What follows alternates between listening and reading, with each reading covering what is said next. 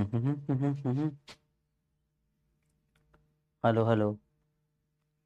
अच्छा पार्टी आवाज आ रही है आप लोगों को मेरी? स्टार्ट कर रहे हैं 2 मिनट बाद, बहुत सारा पढ़ना है।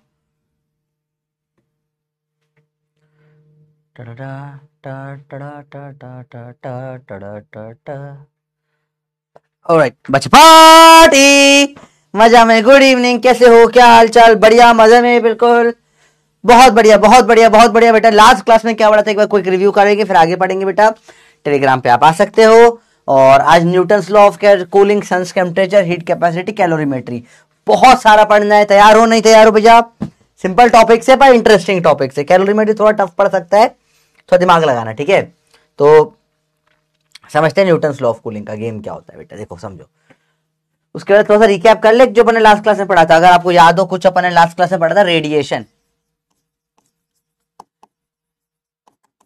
रेडिएशन अपन ने पढ़ा था। स्टीफन्स लॉ ऑफ कूलिंग पढ़ा, स्टीफन्स लॉ पढ़ा था अपन ने बेटा।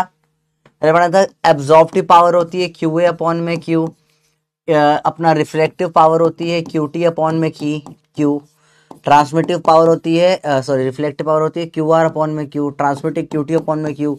इमिसिव पावर इंटेंसिटी होता है क्यू अपॉन में एरिया इंटू टाइम, या पावर अपॉन में एरिया। पावर हो जाता है ई इंटू एरिया। इमिसिविटी होता है ई अपॉन में e black body. Kirchhoff's law ने बोला था e e one by a one बराबर e two by a two बराबर e black body by a black body 1 हो जाता है, ठीक है? तो इमिसिविटी बराबर अब्जॉर्प्टिविटी यहां से निकल के आता है। याद करो, पूरी बात करी थी अपन ने बेटा। फिर अपन ने बात करी थी स्टीफन्स लॉ की। स्टीफन्स लॉ ई बराबर सिग्मा टी की पावर 4 होता है।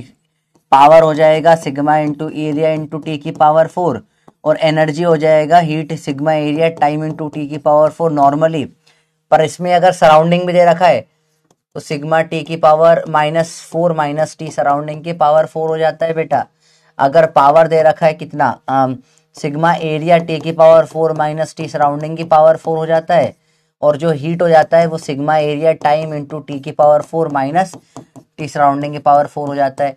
फिर अपन रेशो की बात करी थी बेटा। रेशोज जो होते हैं नॉर्मली P1/P2, सराउंडिंग नहीं दे रखा बेटा, तो T1 की पावर 4 अपॉन T2 की पावर 4 हो जाता है, बराबर लैम्डा 2/λ1 की पावर 4 हो जाता है।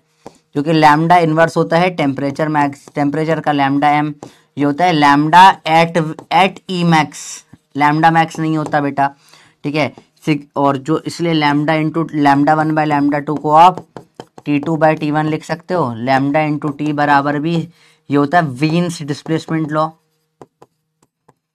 बी की वैल्यू 0.003 निकल के आ जाती है बेटा। और सिग्मा की जो वैल्यू होती है वो क्या आती है, 5.67 इंटू 10 की पावर -8 वॉट पर मीटर स्क्वायर, केल्विन की पावर 4, और इसका यूनिट हो जाती है मीटर इंटू केल्विन। याद है? ये पूरा कल लास्ट क्लास से पढ़ा था, याद आया बच्चों? ये भूल गए? कलर वलर का जब भी सवाल आता है हमेशा किसे समझाते हैं? वो वीन्स लॉ से समझाया जाता है। या लास्ट क्लास में इतना पढ़ा था, याद आया बच्चों? याद है? पूरा भूल गए बच्चों? बहुत सिंपल सी बात है, याद है? भूल गए?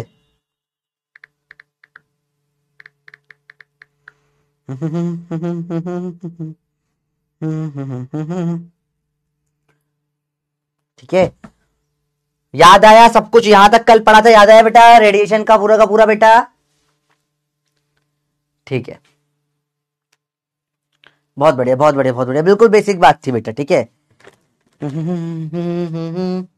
एक सेकंड रुक जाओ बेटा, मेरा सर दुख रहा है, चश्मा रह गया मेरा, मैं चश्मा पहन के आया। एक सेकंड रुक जाओ, चश्मे के बिना थोड़ा सा दिक्कत आ रही है। तो चश्मा कहाँ गया? चश्मा दिख ही नहीं रहा। चश्मा कहाँ चला गया मेरा? चश्मा कहाँ चला गया? दिख नहीं रहा यार, पता नहीं। कोई बात नहीं, इधर उधर हो गया होगा। आज पढ़ा देता हूँ, सर दुखता है यार बिना चश्मे के। तो कोई बात नहीं, अभी कंटिन्यू करते हैं आज बिना चश्मे के, ठीक है? अब पता नहीं चश्मा कहाँ चला गया, दिख नहीं रहा है मेरे को चश्मा, है ना? मेरा सर बहुत दुख रहा है उसके बिना, सुबह से उसके बिना ही पढ़ा रहा हूँ, मिल भी नहीं रहा, पता नहीं कहाँ रख दिया मैंने। चलो कोई बात नहीं, ढूंढते हैं, क्लास का ढूंढूंगा। अब बेटा अब बात करेंगे, समझो सिंपल सा गेम है। बताओ टी की पावर 4 का डिफरेंशिएशन क्या हो जाएगा? d/dt की पावर 4, ये डिफरेंशिएशन क्या होता है? सिंपल सी बात है बेटा। हेलो हेलो, जल्दी बताइए बच्चों।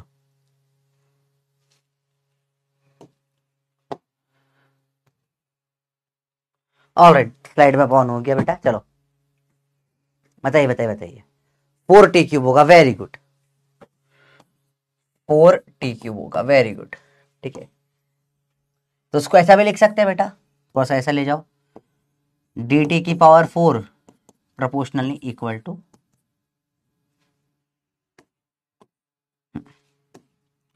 इस 4t³ dt। तो t⁴ माइनस टी सराउंडिंग की पावर 4 इस 4t सराउंडिंग का cube t minus T of surrounding. dt मतलब change only for small change in temperature.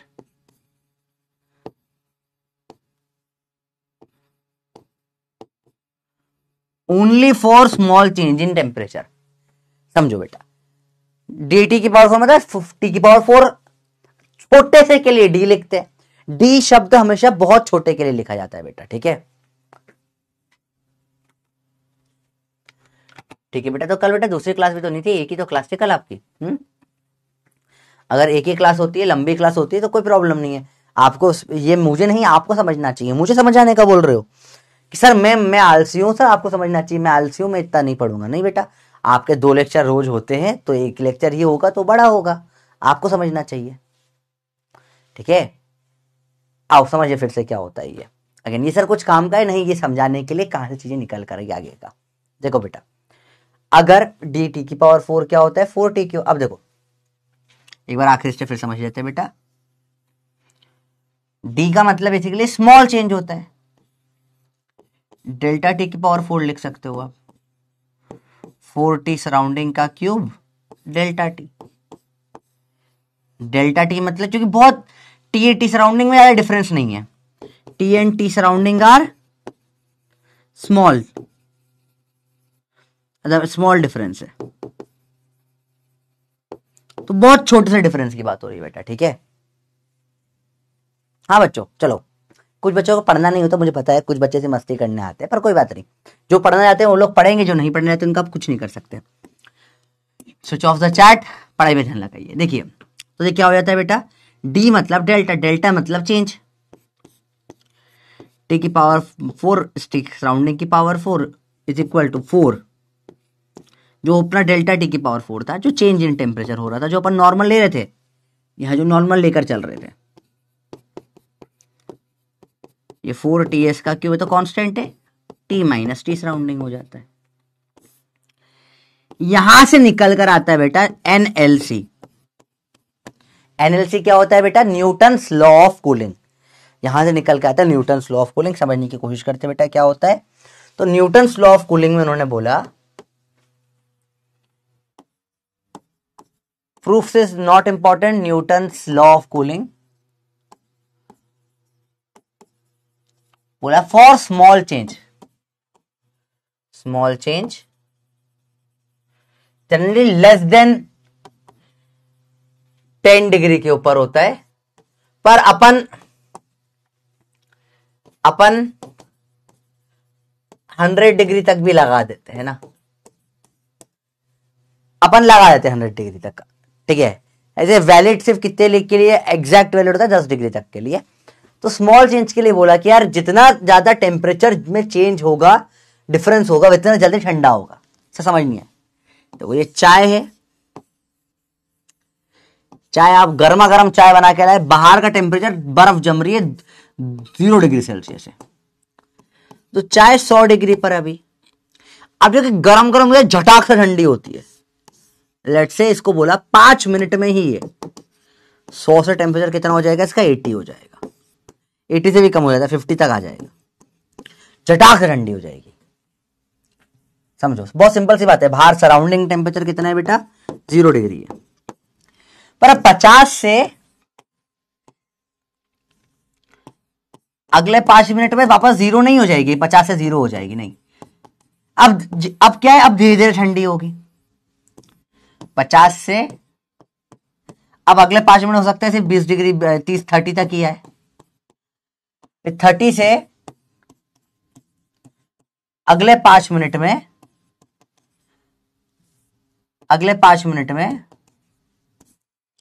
हो सकता है टेम्परेचर 30 से अगले 5 मिनट में कितना हो जाए, हो सकता है 20 ही हो। क्या आप समझ पा रहे हो मैं जो बोलना चाह रहा हूं बेटा, कि एकदम गर्म चीज झटाक से ठंडी होती है, पर जितना, चूंकि इसका डिफरेंस बहुत ज्यादा था, 100 से 0 बहुत ज्यादा डिफरेंस था, फट से ठंडी हुई। अब क्या होता है, बाहर 0 है, 50 इतना डिफरेंस नहीं रहा, ठंडी अभी भी होगी पर इतनी जल्दी नहीं होगी, ठीक है। फिर अगले 5 मिनट में क्या हो, 30 से सिर्फ 20 ही हुई। अब 20 से आ गई तो अब और स्लो हो जाएगी स्पीड ठंडे होने की। अब अगले 5 मिनट में मालूम पड़ा कि बस ये लेट से 10, ये अगले 5 मिनट में मालूम पड़ा 10 भी कम नहीं हुई, ये हो गई सपोज लेट से ये इससे 16 डिग्री ही हुई, तो ये जो रेट ऑफ कूलिंग है ये स्लो डाउन हो जाती है। तो rate of cooling is proportional to temperature of body minus temperature of surrounding. बहुत कॉमन सेंस की छोटी सी चीज है बेटा, बताओ समझो। तो जो रेट ऑफ कूलिंग है प्रोपोर्शनल है temperature of body minus temperature of surrounding के। बड़ा सिंपल सा कंसेप्ट है तो, है ना। ज्यादा गर्म जल्दी ठंडा होगा, कम गर्म धीरे धीरे ठंडा होगा। एकदम गर्म चीज तभी होता है ना कि गर्मा गर्म चाय लाते फटाक से ठंडी हो जाती है, झटाक से टेम्परेचर कम हो जाता है, मजा नहीं आता पीने में। बहुत बार फिर लोगों को नाटक, अरे यार चाय ठंडी हो गई यार, फिर गर्म करो यार, ठीक है। पर थोड़ी ठीक ठाक मॉडरेटली गर्म चाय होती है और थोड़े लंबे टाइम तक धीरे धीरे ठंडी होती है। तो किस पे डिपेंड करता है बेटा, कितना डिफरेंस है बॉडी का और सराउंडिंग का। बात समझ में बच्चों, बताओ कि rate of cooling directly proportional होती है किससे, कितना डिफरेंस है टेम्परेचर का। इसको बोलते हैं न्यूटन्स लॉ ऑफ कूलिंग या एनएलसी। नॉर्मली 10 डिग्री तक वैलिड होता है, अपन 100 तक लगा देते हैं बेटा।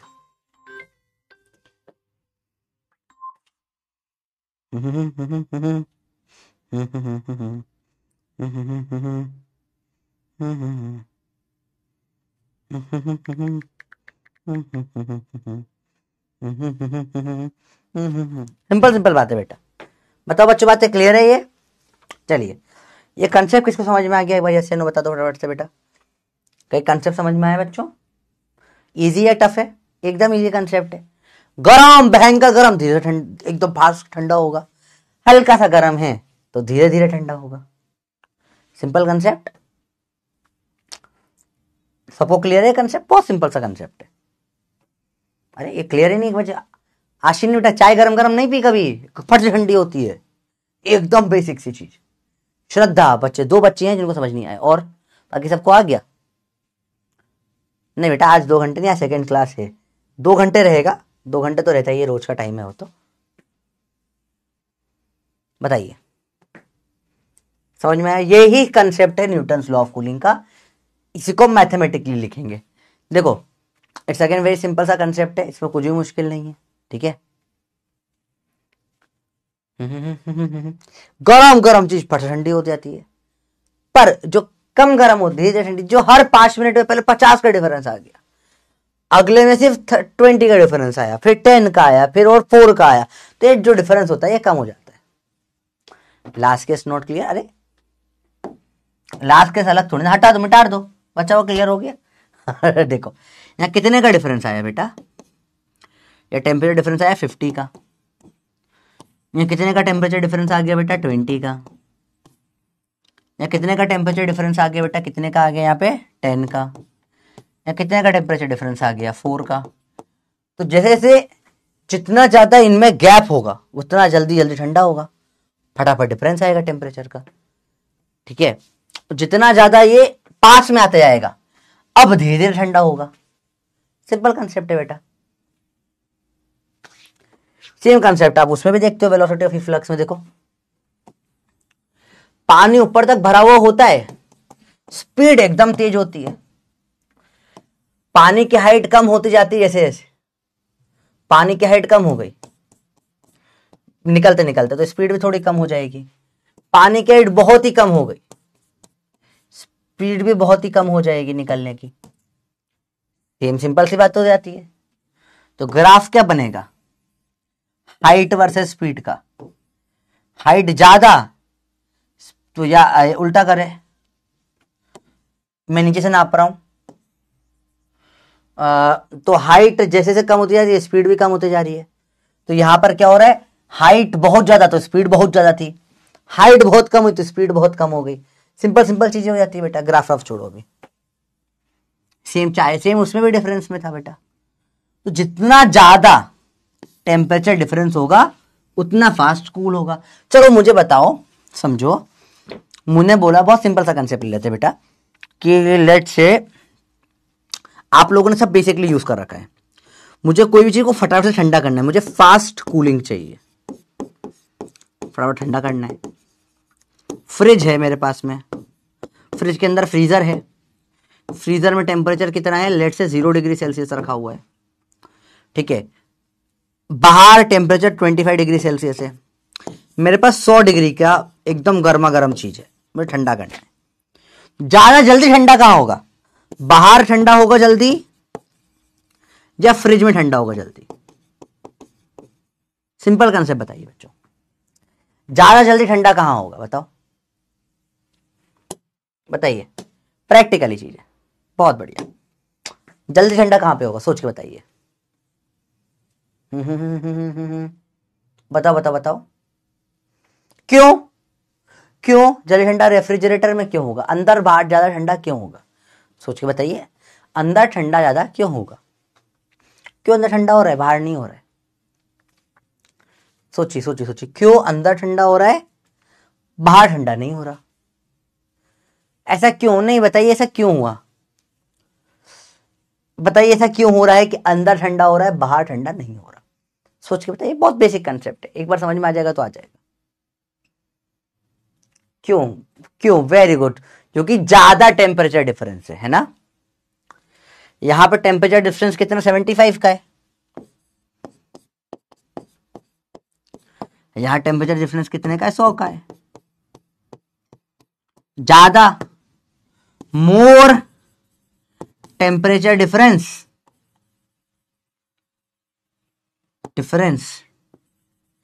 मतलब क्या होगा, फास्टर कूलिंग होगी।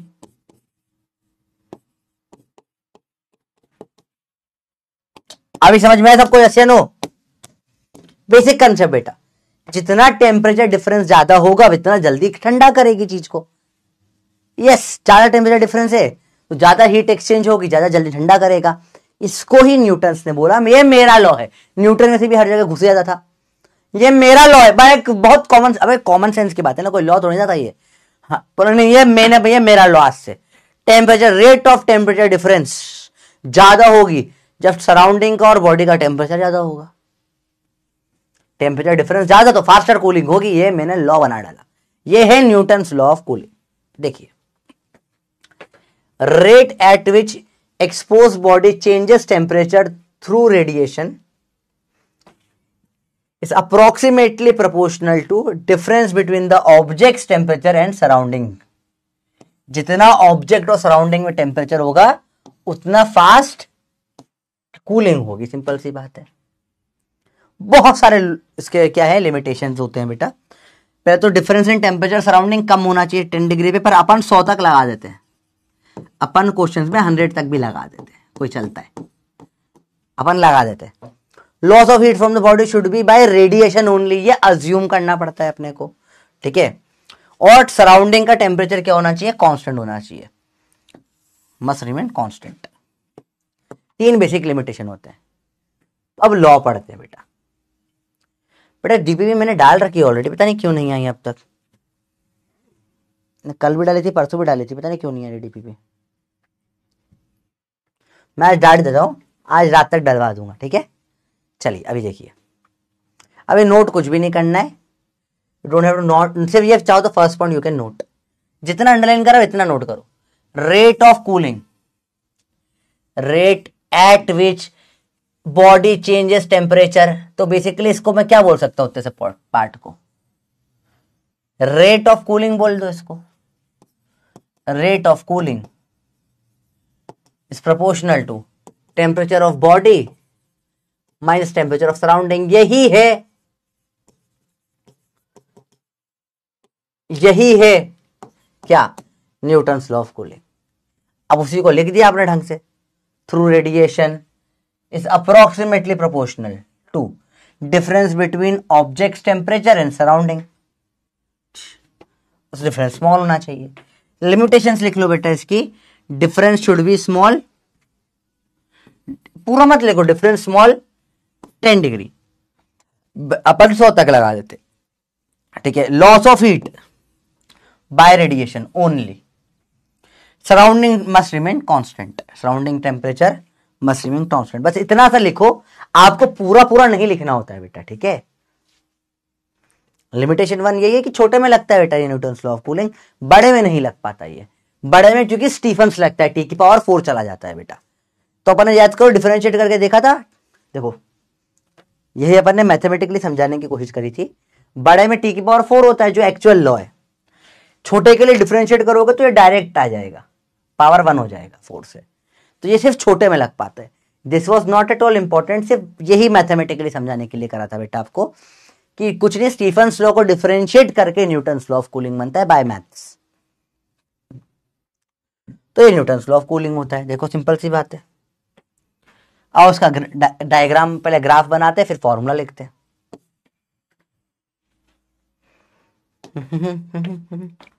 मेरे पास सराउंडिंग का टेम्परेचर है 10 degree Celsius, temperature of surrounding,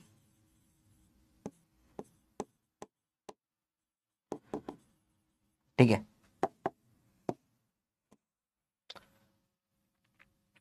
हाँ टाइम है, यहां पर टेम्परेचर है, लेट से मैंने बॉडी का टेम्परेचर रख दिया 100 डिग्री सेल्सियस, झटाक से ठंडा होगा, फिर थोड़ा कम, फिर कम कम कम, ऐसे रेट चली जाएगी।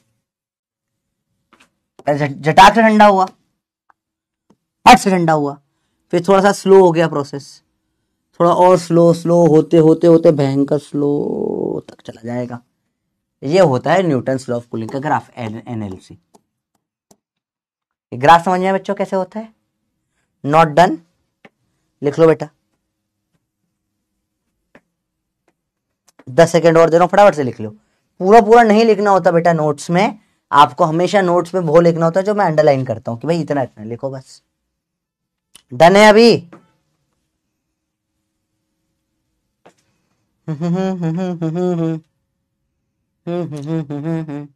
लिख लिया बेटा?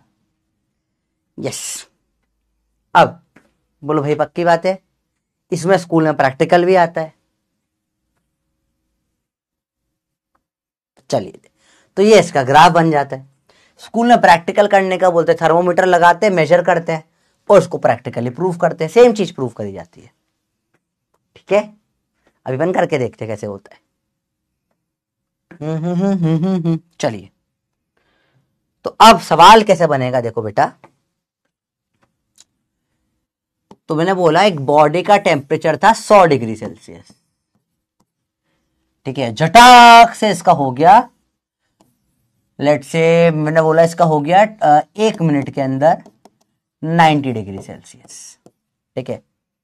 तो बताइए अगले 1 मिनट में इसका टेम्परेचर कितना हो जाएगा?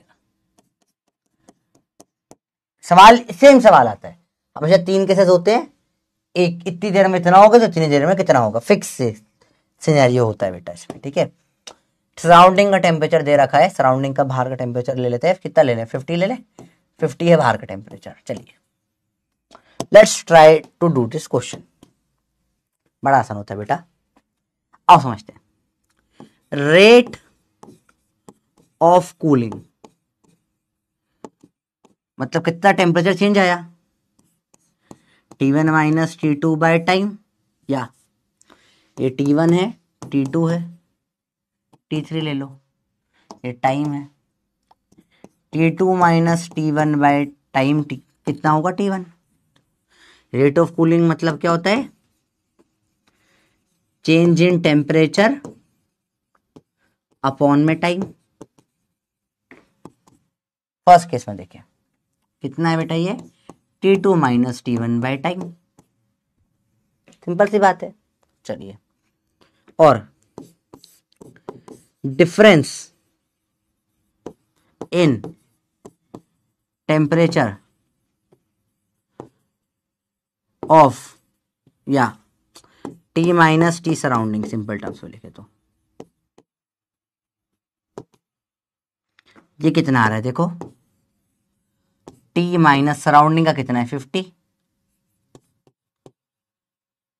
प्रॉब्लम यहां पर ये है कि ये टी कौन सा रखूं मैं, 1 रखूं या 2 रखूं, प्रॉब्लम। बहुत सिंपल सी बात है बच्चा, ये बच्चों प्रॉब्लम क्या है इसमें, यहां पे टी कौन सा रखा जाए, देखो समझो, T1 रखूं या T2 रखूं, सोच के बताइए।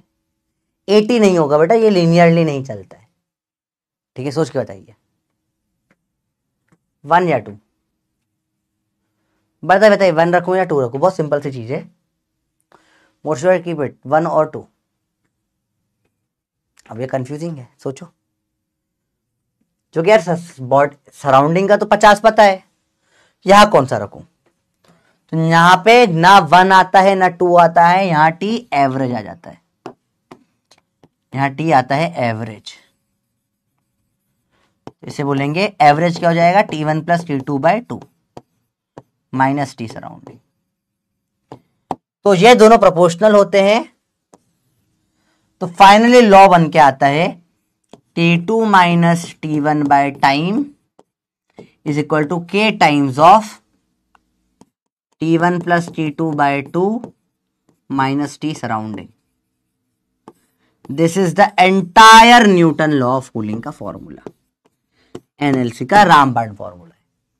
समझ में आया बेटा क्या होता है, अभी आगे का छोड़ दो, सिर्फ इतना देखो आप, ये बेसिक फॉर्मूला है एनएलसी का, क्या कि जो रेट ऑफ चेंज हुआ T2 minus T1 is proportional to, तो बराबर के times of temperature minus temperature of surrounding. Temperature कौन सा रखूंगा, एवरेज रखूंगा, ना तेरा ना मेरा, average T1 plus T2 by 2 minus T of surrounding. This is called Newton, क्योंकि आप नहीं कर ये या ये नहीं रख सकते ना, आपको एवरेज रखना पड़ेगा। इसे बोलते बेटा क्या, Newton's law of cooling. It is an approximated law, ये एक अप्रोक्सीमेटेड लॉ है, ये एक अप्रोक्सीमेटेड लॉ है बेटा, ठीक है। एक बार फिर से वैल्यूज डाल के देखते हैं, नोट कर लिया था ना बेटा, let's try to do this question, let's try to do this question. इतना नोट कर लिया बेटा, बताओ ये नोट हो गया, यस या नो, आराम से देखिए बेटा, बहुत बढ़िया। चलिए चैट बंद करते हैं, नोट करते हैं, आइए सवाल करते हैं, चलो आओ। कैसा होगा इसमें देखिए, बड़ा माइनस छोटा कर दें हमेशा, 100 minus 90 by time 1 minute is equal to K times of, इन दोनों का एवरेज कितना हो जाएगा, 100, 90 का 95 माइनस सराउंडिंग का 50। फिर से लॉ इधर लिख रहा हूं बेटा, T1 minus T2, T2 minus T1 की जगह T1 माइनस T2 लिख लो, क्योंकि जनरली T1 बड़ा होता है ना, अपने को बड़ा माइनस छोटा करना है, ठीक है। चलिए T1 minus T2 by time is K times of average minus T of surrounding. Simple सी बात है बेटा, क्लियर है, इजी है। चलिए ये इसकी इक्वेशन बन गई। अगला देखें, 90 माइनस टी, चलो से K की वैल्यू निकाल लेते हैं, 100 माइनस 90 बाय 1 K इंटू 45, ठीक है, हो जाएगा 10 is equal to K into 45, क्या आ जाएगा 10 बाय 45। चलिए इसमें लगाते हैं सेम लॉ,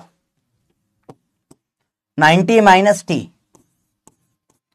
अपॉन टाइम लगा 1 मिनट, सेम है, इसके इंटू इन दोनों का एवरेज क्या हो जाएगा, 90 plus T by 2 minus surrounding का 50। K की वैल्यू 10 बाय 45 रख सकते हो आप, 90 माइनस टी इज 10/45, एलसीएम ले लें, 90 + t/2 minus 2 × 50, 90 - t, 10/45 times of 90 - 100 मतलब t - 10 हो जाएगा /2। 2 से कटेगा 2 5 ज़ा, 5 से कटेगा 9 ज़ा, मल्टीप्लाई करो, 9 9 ज़ा 810 माइनस 90 t - 10, इधर आ जाएगा 10t = 820, 0 0 काटोगे t बराबर आ जाएगा 82 डिग्री सेल्सियस। टाइम कितना आ जाएगा t बेटा? 82 डिग्री सेल्सियस। तो आपका आंसर आ जाएगा t आ जाएगा 82।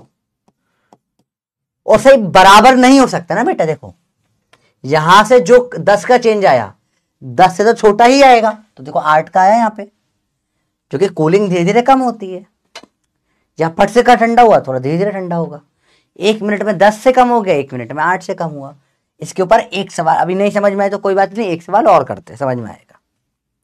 समझना सिंपल तरीका होता है बेटा, it's actually very easy to understand. अगर एक बार आपको समझ में आने लग गया तो मैंने बोला 50 डिग्री से गिरकर हो गया टेम्परेचर 30 डिग्री, इसमें लगा टाइम 5 मिनट का। 30 से 10 होने में अगर बाहर का सराउंडिंग है 0 डिग्री पे कितना टाइम लगेगा? अगेन वही लॉ लिखना है आपको, t1 - t2 बाय टाइम, इसके टाइम्स ऑफ दोनों का एवरेज माइनस t सराउंडिंग। यही करना है आपको सब बार, एक ही फॉर्मूला सारे सवाल में लगता है, हर बार 2 बार लगता है। चलिए देखिए ये दोनों करें, 50 - 30 बाय टाइम है 5, इसके टाइम्स ऑफ दोनों का एवरेज निकाले, 30 + 50 में से 20, ऐसे तो 40 आएगा पता है मेरे को क्योंकि बीच में 40 ही पड़ता है, माइनस सराउंडिंग का कितना है 0, 20/5 ये हो जाएगा 80/2 40 k × 40, काटो 2 ज़ा क्या आ जाएगा 1/10, 5 × 2। इन दोनों में लगाएं आप, 30 - 10 बाय टाइम t निकालना है, k × इनका एवरेज 20 आना चाहिए पता है वैसे तो, पर फिर भी 30 + 10/2 माइनस सराउंडिंग का 0 है, 20/t = k की वैल्यू क्या है 1/10, ये 30 40/2 20, ठीक है, ये 20 से 20 काटो, t बराबर 1/t 1/n, तो t बराबर 10 मिनट आ गया। तो यहां आप एक चीज देख पा रहे होगे बेटा, देखो यहां पर फट से ठंडा हुआ, देख रहे हो 5 मिनट में हो गया 20 डिग्री, यहां 20 डिग्री करने में ज्यादा टाइम लगा, 10 मिनट लगा। दिख रहे हो आपको बात को? क्या समझ में अच्छी बात आई? This is a very basic question. यही 2 टाइप के question Newton's law of cooling में बनते हैं बेटा। हमेशा बताते हैं इतने से इतना खतरा इतने टाइम में हुआ, तो इतने ही टाइम में कितना ठंडा होगा, या इतने से इतना ठंडा इतने टाइम में हुआ तो इतना ठंडा होने में कितना टाइम लगेगा। ऑलवेज या तो यहां क्वेश्चन मार्क होता है या यहां क्वेश्चन मार्क होता है। हमेशा ये सिर्फ और सिर्फ 2 ही टाइप के क्वेश्चन बनते हैं न्यूटन्स लॉ ऑफ कूलिंग में। एक ही फॉर्मूले को 2 बार लगाना होता है, एक बार लगाओ k की वैल्यू निकालो, दूसरे में डालो। ये फिक्स टाइप का सवाल है जो न्यूटन्स लॉ ऑफ कूलिंग में आता है। There are no variations in this type of questions. Newton's law of cooling में कोई वेरिएशन नहीं आता, यही सवाल बार बार आता है। ठीक है, अरे बोलो बात समझ में आई? बताओ बेटा, 2 ही केसेस बनते हैं, बार बार वही सवाल आता है। एक सवाल आपके भरोसे देना चाहता हूं मैं करने के लिए, पर मुझे थोड़ी उम्मीद कम है अभी आप कर पाओगे, तो एक और मैं करवा देता हूं। बोलो भैया समझ में आया? बहुत बेसिक सा लॉ है, बोलो यस या नो, बोलो समझ में आया नहीं आया? एकदम बेसिक सा लॉ कि डायरेक्ट एक ही फॉर्मूला, पूरा लॉ खत्म, उठा के फेंक दिया लॉ आपने। तो न्यूटन बाबा का जलवे थे भैया ये तो। ठीक है, क्या आपको समझ में आया? ये बहुत बेसिक सा लॉ है बेटा। एक ही, हाँ मैथमेटिक्स थोड़े से जो एलसीएम लेना पड़ सकता है, तो वो आपके ऊपर है, करना पड़ेगा वो तो भाई। अच्छा, इसी में हल्का सा चेंज कर दूं, लेट से पूरा पलट जाएगा गेम अभी। रुको, सराउंडिंग का मैंने टेम्परेचर कर दिया 5 डिग्री सेल्सियस, गेम ही चेंज हो गया, पूरा सवाल पूरा चेंज हो चुका है सवाल।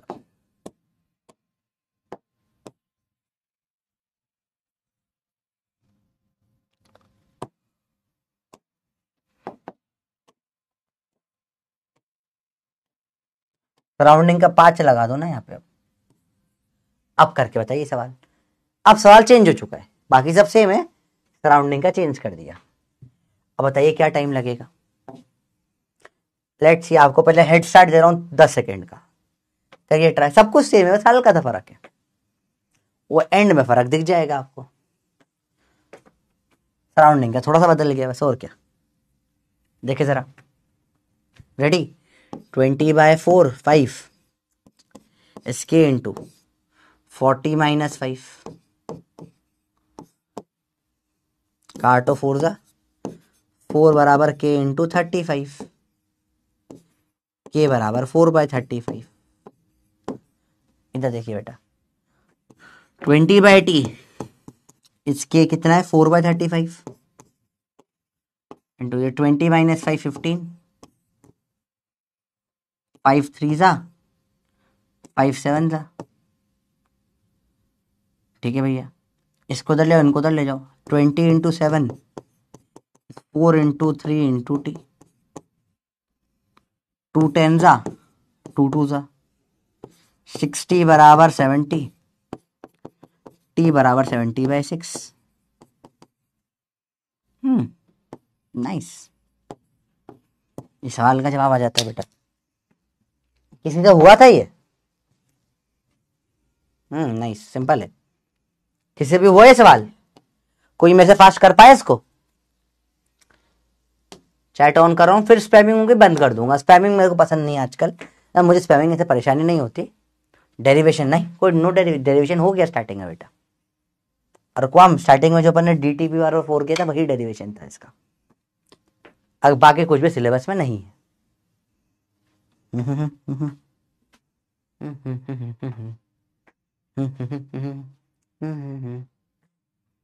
मेरे से फास्ट तो नहीं हो पाया होगा ना। एक सवाल और करके दिखा दूं? एक सवाल और करोगे खुद अपने आप? चलिए, मैंने बोला ये 60 डिग्री से समझना कम होकर हो गया 50 डिग्री। इसमें टाइम लगा इसको 10 मिनट का। तो बताइए 50 से 20 मिनट में, नहीं अगले 10 मिनट नहीं, 50 से 40 होने में इसको कितना टाइम लगेगा? सराउंडिंग का टेम्परेचर दे देता हूं मैं आपको, टेम्परेचर ऑफ सराउंडिंग कितना ले? 20 ले लें, 25 20 लेते हैं। चलो 25 में गंदी कैलकुलेशन आ जाएगी, 20 सराउंडिंग का ले लेते हैं। ट्राई टू सॉल्व इट फटाफट से।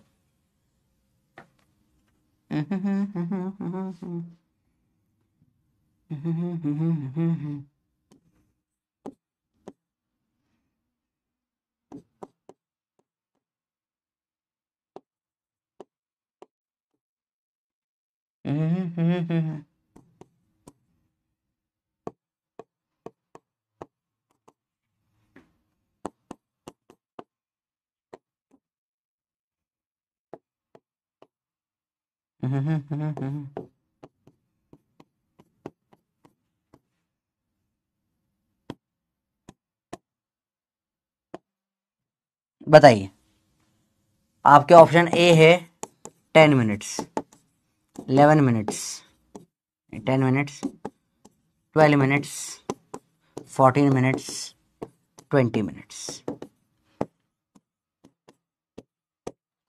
Try to do this question. थोड़ा टाइम ज़्यादा देता हूँ बेटा, 1 मिनट बहुत है, करके बताइए। चलो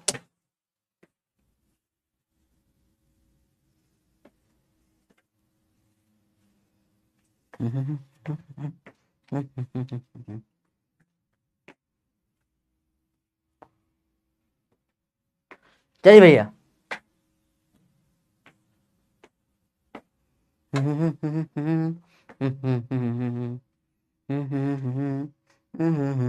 अगेन बड़ा इजी सा लॉ है, किसी से हुआ या किसी से भी नहीं हो रहा, बहुत सही, सिंपली सॉल्व हो जाते हैं सवाल,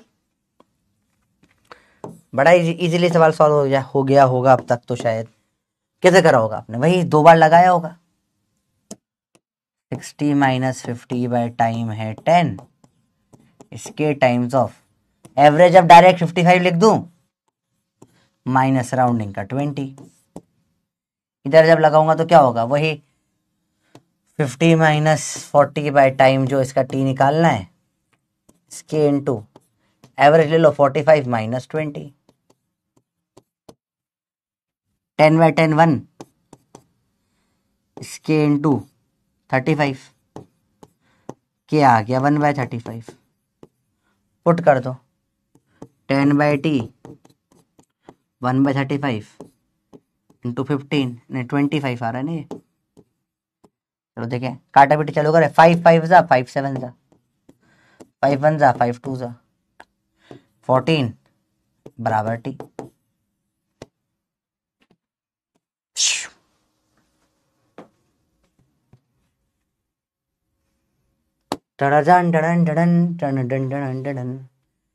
टाइम सेकेंड में क्यों रख रहे हो बेटा, जब मिनट में दिया है तो मिनट में निकल जाएगा, ठीक है, जिसमें दिया हो उसमें ही निकलेगा, यूनिट का इतना टेंशन नहीं है,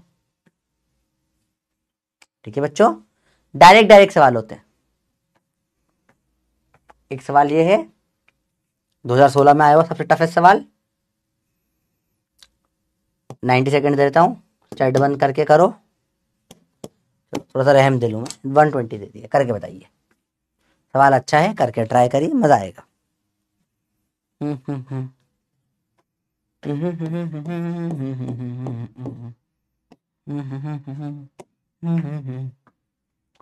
A body cools from a temperature of 3T to 2T in 10 minutes, okay, इसी से आ गया 2T 10 मिनट में भैया, रूम टेम्परेचर T है,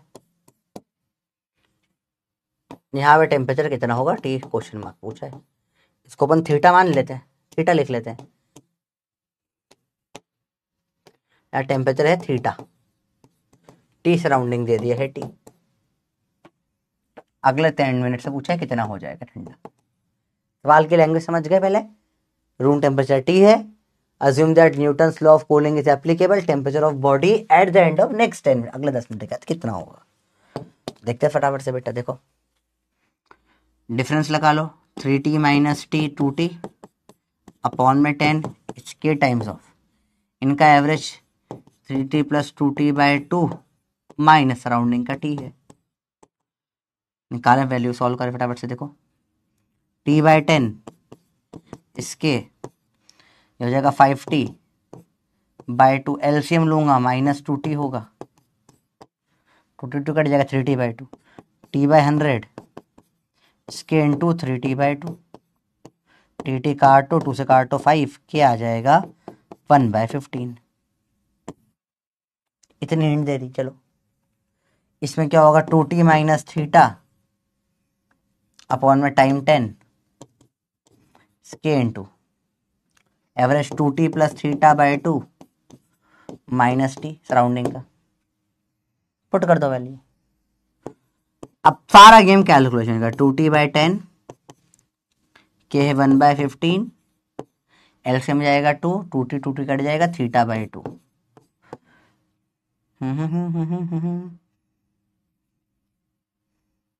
ठीक है, 2 से कटेगा 5 जा, 5 से कटेगा 3 जा, तो 2T माइनस थीटा आ गया थीटा बाय 3, इधर ले जाता हूँ 60 माइनस 3 थीटा, थीटा 60 बराबर 3 theta plus theta 4 theta, theta आ जाएगा 60 बाय 4, काटो 3T बाय 2। सवाल बड़े सिंपल होते हैं बेटा, आंसर है सेकेंड वाला, अच्छा सवाल था, देखिए जरा, हाँ कुछ बच्चों का सही आया, दैट इज रिमार्केबल, क्योंकि very it is all about calculation बेटा, देखो यही सवाल आपने सिंपल टर्म्स में करे हो गए, देखो कोई भी सवाल को टफ बनाने का सबसे आसान तरीका होता है इसमें मैथ्स की वैल्यूज डाल दो, आप वेरिएबल्स डाल दो, अब यहाँ पे 300 200 होता तो ये सवाल कितना ईजी हो जाता। अब समझो, यही सवाल अपन लेट से करते हैं थोड़ा अलग तरीके से, ठीक है। ये कितना ईजी है बताइए, करके देखना। 300 से 200, हालांकि न्यूटन्स लॉ वैलिड नहीं होगा, पर अपन करके देख रहे हैं, ठीक है। 30 से 20 कर लो, जाओ। तुम्हें अगर थोड़ा सा अजीब लगा है, just go for 30 to 20। 10 minute में हो गया, तो अगले 10 मिनट में कितना होगा? टेम्परेचर फाइनल थीटा ले लो और सराउंडिंग का टेम्परेचर ले लो 10। अब कितना इजी हो गया सवाल, देखो डायरेक्ट माइनस कर दो। 10 अपॉन में टाइम 10, इसके इंटू इनका एवरेज 25 माइनस 10 15। डायरेक्ट कर सकते हो के 1/15। दूसरा 20 माइनस थीटा अपॉन का टाइम 10, इस के की वैल्यू 1/15 इंटू इन दोनों का average 20 plus theta by 2 minus 10। LCM 20 जाएगा, 20 20 काटो, थीटा बाय 2 आ गया। 20 माइनस थीटा यहाँ से काट दो, 2 ज़ा 5 3 ज़ा, और यहाँ पे क्या हो जाएगा? Theta by 2। 2 से 2 भी कट जाएगा, तो यह जाएगा 60 minus 3 theta is equal to theta. 60 बराबर 4 थीटा, थीटा बराबर 60/4। काटो इसको, कितना आ जाएगा? 15/15 सॉरी कटेगा कितना? 30/2, 15 आ रहा है एग्जैक्ट। तो 3t है, 15 इन दोनों के बीच का, 2 और 3 के साथ 3t, 1.5t दिख रहा है ये मेरे को। तो ये सवाल और इजी हो जाता वैल्यूज में। वैल्यूज थोड़ा टफ बनाना है, क्या करा? वेरिएबल डाल दिया। सवाल को टफ ऐसे बनाया जाता है, आपने सेम सवाल को क्या करा? 3t 2t डाल दिया। अब ये थोड़ा फास्ट फास्ट जो कर रहा हूं मैं, हर बार वही फॉर्मूला लगा रहा हूं बेटा मैं। T1 minus T2 by time इसके times of average minus T surrounding, यही लगा रहा हूं। इसकी प्रैक्टिस हो जाएगी तो ये इतना फास्ट होने लगेगा। अब इतना फास्ट स्टार्टिंग में नहीं होगा बेटा, तो डोंट सी कि सर नहीं आ रहा है, नहीं, तुम्हें आ रहा है, तुम्हें बस स्लोली स्लोली लगाना है। थोड़ी प्रैक्टिस में ये बहुत फास्ट हो जाता है, इट बिकम्स एक्सट्रीमली फास्ट। अब एक बहुत बेसिक सा सवाल है, देखिए जरा। Certain quantity of water cools from 70 to 60 in first 5 minute and 254 in next 5 minute. 70 से आ गया 60, से आ गया फिर 54, इसमें लगे 5 मिनट, इसमें लगे 5 मिनट। टेम्परेचर सराउंडिंग पूछ लिया। चलिए आपको फिर एक 120 सेकंड दिए, बहुत सारा टाइम दे रहा हूं करने के लिए, आराम से करके बताइए।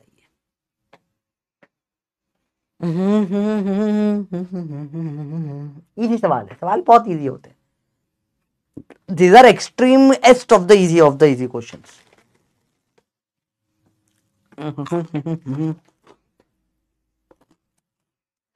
बहुत आसान सवाल होते हैं, सवाल में बिल्कुल दम नहीं होता, थोड़ा दिमाग लगता है।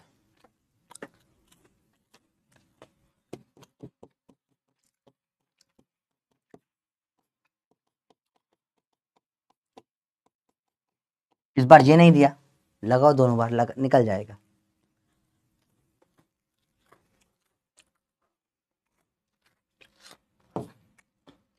करें 70 माइनस 60/5 इसके टाइम्स ऑफ इन दोनों का एवरेज डायरेक्ट 65 कर दूं मैं, बीच में आएगा। इधर भी क्वेश्चन लिखे 50 60 माइनस 54/5, इन दोनों का एवरेज कितना आ जाएगा बेटा? इन दोनों के बीच का 54 से चला 55 56 57 57 आ रहा है इन दोनों का एवरेज। करके देख लो आप चाहो तो। माइनस टी,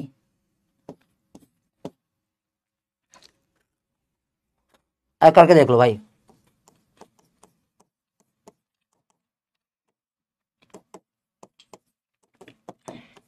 तो 6 12, 2 5 10, देखो आया। मैंने तो डायरेक्ट कर देना, इससे 3 3 बीच में यही आएगा। 2 5 10, 2 7 14, देखो सॉल्व करें। ये 10/2 2 आ जाएगा, 10/5 2 आ जाएगा।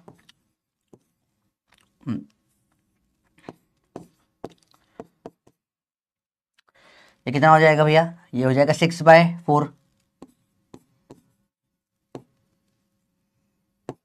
इसको नीचे ले आओ या काटो 3/2।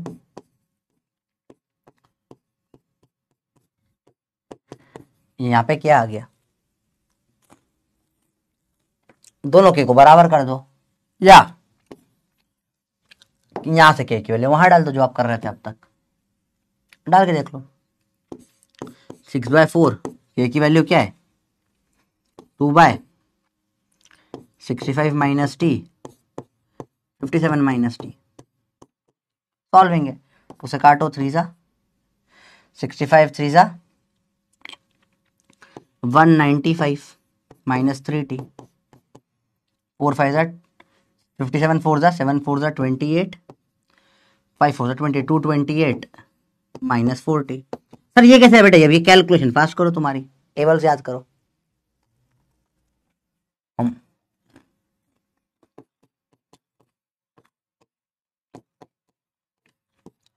43 माइनस 3t कर दिया।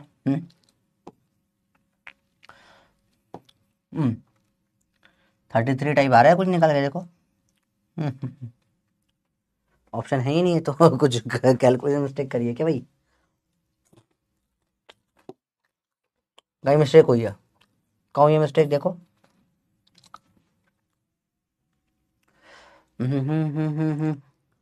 अपॉन ने 4 क्यों करा, अपॉन ने 5 आएगा, बाकी सब सही था, अपॉन ने 5 आएगा।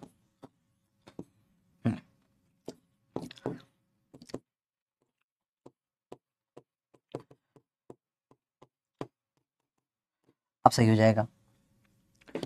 3 से सही कट रहा था, 3 से 18 195 माइनस 3t, ये 5 से मल्टीप्लाई होगा, उससे नहीं होगा, गड़बड़ कर देती, 5 से होगा। 7 5 35 5 25 285 माइनस 5t, ठीक है। उधर आ जाएगा 2t is equal to 285 minus 285 minus 195 550 19 से जाएगा कितना 20, ये आ जाएगा 90, therefore t बराबर आ जाएगा 45 डिग्री सराउंडिंग टेम्परेचर। काफी बढ़िया सवाल था। कुछ लोगों ने फिर भी सही कर दिया। सवाल समझ पा रहे हो बेटा, सवाल वही आता है, एक ही सवाल है, वही घुमा घुमा के देंगे। चैट ऑन कर रहा हूं एक बार देखने के लिए, बेटा समझ में आया या नहीं है बच्चों बताइए।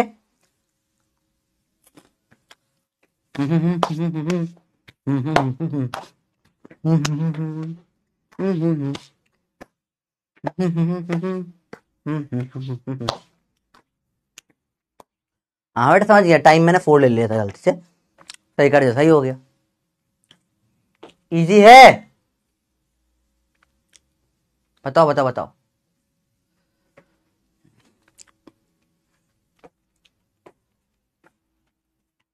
सवाल बहुत इजी होते हैं। टाइम कम पड़ गया, कोई बात नहीं, तो आपको यहां पे बेसिक कैलकुलेशन करनी पड़ेगी। फॉर्मूला वही है, 2 बार लगाना है, सबको समझ में आ जाए, न्यूटन लॉ ऑफ कूलिंग में वही होना है, 2 बार फॉर्मूला लगाना है, वही सेम फॉर्मूले को 2 बार लगाना होता है, सेम टू सेम फॉर्मूला 2 बार लगाना है, ठीक है, सेम टू सेम फॉर्मूला 2 बार लगाना है हमेशा। अब सॉल्विंग खुद करनी पड़ेगी, टाइम आपको देखना पड़ेगा, टाइम कम हो ज्यादा हो वो आपके ऊपर है, स्पीड बढ़ानी पड़ेगी, ठीक है भाई, समझ में आई बच्चों बात। मोर टाइम देखो 2 मिनट एग्जाम में, क्या आपके बताइए, क्या 2 मिनट के ज्यादा टाइम को एग्जाम में मिलता है, बताइए। क्वेश्चन 1 मिनट का ही है, 1 मिनट से ज्यादा टाइम नहीं मिलता, 2 मिनट दे दिए, 2 मिनट से ज्यादा टाइम अगर मैं दूंगा तो मैं आपको स्पॉइल कर रहा हूं, फिर तो समझो, आदत डालो सवालों की स्पीड बढ़ाने की, ठीक है। चलिए अगला सवाल बड़ा सिंपल सवाल है बेटा। Beaker full of hot water kept in a room है, 80 से हो जाता है 75 T1 टाइम में, 70 हो जाता है T2 टाइम में, और फिर 65 हो जाता है T3 टाइम में। इसके 30 सेकेंड ही दूंगा बस, बताओ कौन बड़ा कौन छोटा होगा, जल्दी बताइए बच्चों। ये क्वेश्चन 2 मिनट का नहीं था लास्ट वाला, it was a 1 minute question. आपकी स्पीड स्लो है तो बढ़ाइए स्पीड, ठीक है।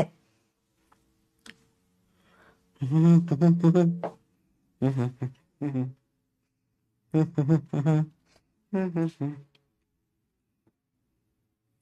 क्वेश्चन में क्वेश्चन बना के बिल्कुल डिवाइड कर सकते हो। के की वैल्यू डालना इसलिए जो सिंपल लगता है बच्चों को, डिवाइड करोगे तो 4/4 1 a/b/c/d इस टाइप का बन जाएगा। अब इन सब में दोनों इक्वेशन बना के डिवाइड कर सकते हो।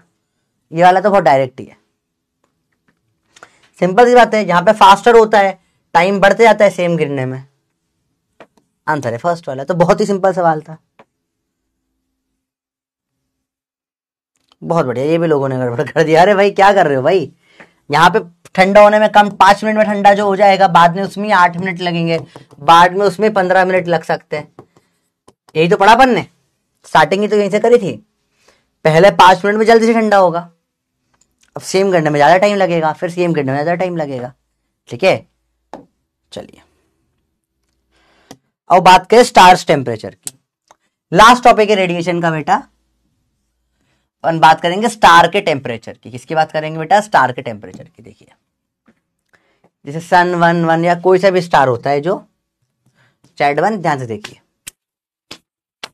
दुनिया में कोई भी स्टार हो, सन हो सकता है या कोई भी स्टार हो, हर किसी के अंदर से क्या होती है, कुछ इंटेंसिटी होती है उसकी, कुछ उसकी इंटेंसिटी निकल रही होती है। हर सन की एक इंटेंसिटी होती है, इंटेंसिटी होती है। इंटेंसिटी क्या होती है? पावर अपॉन में एरिया, जिसको अपन सिग्मा टी की पावर 4 बोलते हैं। ठीक है, तो इस सन की टोटल पावर कितनी निकलेगी? Sigma into area into T की पावर 4। ठीक है सर, एरिया क्या होता है स्फीयर का? 4πr² टी की पावर 4। तो power net released by sun is कितनी? सिग्मा 4πr² टी की पावर 4। सिंपल सी बात है बेटा, बहुत सिंपल सा सवाल है। ठीक है, इतनी पावर ये छोड़ रहा है सन। अब जो सन है पावर से हर तरफ 3D में निकल रही है, इधर इधर इधर इधर हर जगह जा रही है। तो मैंने एक स्फीयर ले लिया जिसकी रेडियस है छोटा r। अब कोई भी प्लेनेट सन से तो बहुत, अर्थ सन के बराबर तो पॉइंट मास ही होगा। ये अर्थ है, ये छोटा सा अर्थ, छोटा सा अर्थ है। यहाँ पे देख रहे हो, एकदम छोटू सा अर्थ, एकदम छोटू सा अर्थ है। ये पावर पूरे एरिया में बटेगी। टोटल पावर जो सन से निकली इतनी सब एरिया में बटेगी। तो अर्थ को कितनी? ये पूरी पावर बटी, इस पूरे एरिया में बट गई। तो एक सिंगल पॉइंट को कितनी पावर मिलेगी? इसी को इंटेंसिटी बोलते हैं। इंटेंसिटी रिसीव्ड बाय अर्थ क्या हो जाएगा बेटा? पूरी पावर डिवाइड बाय एरिया। कितना एरिया में बट रही है? 4π छोटा आर का square. Intensity received by earth, power का फॉर्मूला लगाओ बेटा, सिग्मा 4πr² टी की पावर 4 अपॉन 4π छोटा आर स्क्वायर। 4π काटो, इंटेंसिटी रिसीव्ड बाय अर्थ कितना आ जाएगा बेटा? सिग्मा टी की पावर 4 बड़े आर का स्क्वायर अपॉन में छोटे आर का स्क्वायर। बड़ा आर क्या है बेटा? रेडियस ऑफ सन है। छोटा आर जिसमें सन और अर्थ के बीच का डिस्टेंस मान लो आप। ठीक है, तो ये दो सिंपल सिंपल कंसेप्ट होते हैं जो स्टार के ऊपर होते हैं। अगेन इसमें कुछ भी अलग से पढ़ने की जरूरत नहीं थी, पर ये प्रैक्टिकल यूज है स्टीफन्स लॉ का। प्रैक्टिकली कैसे यूज करते हैं उसको, सन का टेम्परेचर निकालने के काम आता है बेटा। ये पावर अपन नाप पाते हैं। तो इसकी मदद से अपन क्या करते हैं? सन का टेम्परेचर डिसाइड या कोई भी स्टार का टेम्परेचर डिसाइड कर लेते हैं। This is the use of Stefan's का लॉ, स्टार का टेम्परेचर निकालने के लिए। समझ में सबको? बेसिक बेसिक चीजें। इंटेंसिटी क्या होती है? पावर अपॉन में एरिया जितने बट रही है। यहां भी डाउट आ सकता है। इंटेंसिटी रिड्यूस बाय अर्थ क्या हो जाएगी? जो पावर निकली अपॉन में टोटल एरिया, जिससे पावर बढ़ गई। ठीक है, पावर जो निकली इस पूरे सर्कल से ऐसे जाएगी जाएगी बढ़ते बढ़ते पूरे में पावर क्या है? P है। तो एक कितने से पॉइंट में? पावर होगी कितने पाई आर स्क्वायर एरिया में, 4 पाई आर स्क्वायर एरिया में, एक पॉइंट पे पावर अपॉन में 4 पाई आर स्क्वायर, ये इंटेंसिटी ऑफ अर्थ हो जाता है। पावर की वैल्यू यहां से रख दे, सॉल्व कर लिया। तो सिंपल सवाल होता है। क्लियर है बच्चों? बताओ यस या नो बताइए जल्दी से। तो इसके ऊपर एक सवाल करते हैं, फिर कैलोरीमीटर स्टार्ट करते हैं। तो बड़ा सिंपल सा टॉपिक था, 1 घंटा लग गया। देखो अब कल अगर यही करा देता तुम्हारे बोलने पे 1 घंटा लग जाता, तो तुम्हारी लिमिट तुम्हें पता हो या ना पता हो, मुझे तुम्हारी लिमिट पता है। तुम्हें जो लगता है उससे तो ज्यादा ही है। तुम अपने आप को बहुत कमजोर समझते हो, तो मैं तेरे कमजोर एक्चुअली हूं नहीं। तुम्हें बहुत पावर है, तुम कर सकते हो, बस तुम थोड़े से आलसी हो, थोड़े से मक्कार हो, थोड़ा सा आलस ज्यादा आता है, इच्छा तुम्हारी जल्दी खत्म हो जाती है। पर ठीक है, ये चीजें चलती है। तुम छोटे भी तो 13-14 साल के तो बच्चे हो तुम, छोटे से क्या मतलब। बट ऑब्वियसली मैं समझता हूँ मैं भी ये चीज। अभी जस्ट तुम 10th पास करके आए हो, 1 साल हुआ है 10th पास, 1 साल भी नहीं हुआ 10th पास करे हुए। तो ये जस्ट 13-14 ईयर्स ओल्ड किड्स, छोटे छोटे बच्चे हो तुम अभी। तुम्हें क्या ही पता होगा कितना पढ़ना पड़ता है। तुम हवा की दुनिया में जी रहे हो, तो समझता हूं तुमको।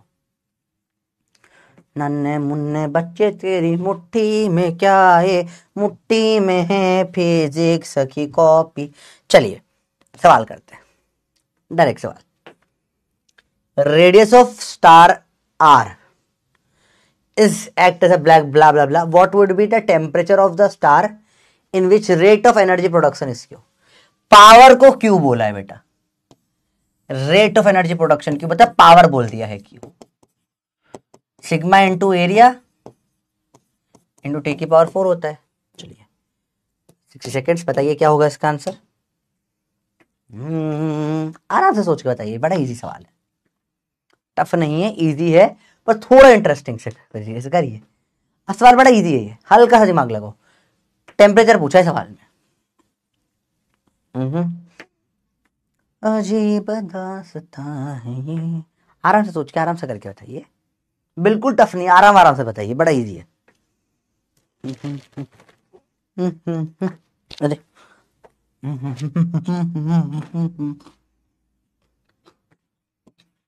क्यों ऐसे हीट होती है ना, पावर बोल दिया है, रेट ऑफ एनर्जी क्या जाएगा,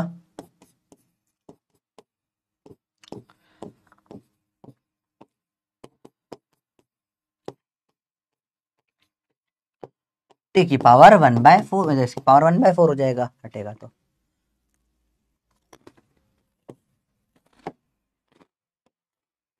बड़ा इजी सवाल था, आई थिंक तो बड़े आराम से हो गया होगा।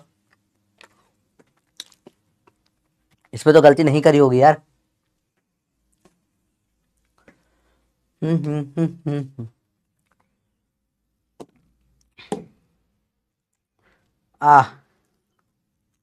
So sad, I feel so sad. ढंग से करो। अगला सवाल, total radiation energy per unit area. इस सवाल में यहां पावर होना चाहिए, power per unit area intensity होता है, एनर्जी पर रेडिएशन एरिया यूनिट एरिया कुछ भी नहीं होता है। या पावर होना चाहिए, पर एग्जाम में एनर्जी ही लिख कर आया था, तो ये एग्जाम में गलती थी। अब ये खुद समझना पड़ेगा यहाँ पे कि ये पावर दे रखा है, पावर पर यूनिट एरिया, मतलब ये बेसिकली आपको पूरा मिलाकर इंटेंसिटी दिया हुआ है। ये आपको खुद समझना पड़ेगा बेटा, ठीक है। इसमें कोई मतलब this is a mistake. Power per unit area लिखना चाहिए, एनर्जी पर यूनिट एरिया कुछ भी नहीं होता, energy upon area is nothing, power upon में एरिया होता है इंटेंसिटी, ठीक है। तो ये intensity normal to direction of received at distance R from centre of star, मतलब सेंटर ऑफ स्टार से आर डिस्टेंस पे से अर्थ है, यहां पर पावर जो रिसीव होती है, इसको उन्होंने बड़ा आर बोल दिया, ठीक है। नहीं from centre of star of radius R, star की रेडियस छोटा आर कर दी उन्होंने, उल्टा मानते हैं whose out surface radiates as black body और टेम्परेचर, बाकी सब बकवास सवाल। आपको अर्थ के ऊपर इंटेंसिटी पूछी है, तो let's start the question. 60 second is more than enough, करके बताइए। सवाल देख के समझ में नहीं आएगा आपको, ऑप्शन में भी सब इंटेंसिटी दे रखा है। सिग्मा टी आर स्क्वायर तो कट जाएगा डायमेंशन, वैसे सिग्मा टी की पावर 4 मतलब क्या होता है, इंटेंसिटी का। तो उन्होंने इंटेंसिटी बोला नहीं, उन्होंने एनर्जी पर यूनिट एरिया बोल दिया, जो कि गड़बड़ है बोलना, ठीक है। पावर पर यूनिट एरिया सही होता बोलना, पर ये खुद मानना पड़ेगा कि इंटेंसिटी, क्योंकि और कोई ऑप्शन नहीं है आपके पास। आंसर ये सब इंटेंसिटी के डायमेंशन में दे रखे हैं, तो थोड़ा दिमाग खुद से लगाना पड़ेगा, वरना नहीं हो पाएगा सवाल, ठीक है।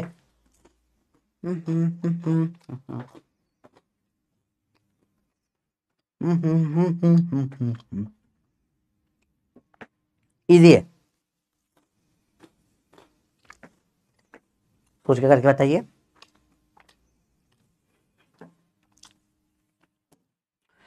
इजी, एकदम इजी सवाल है, फटाफट से देखो।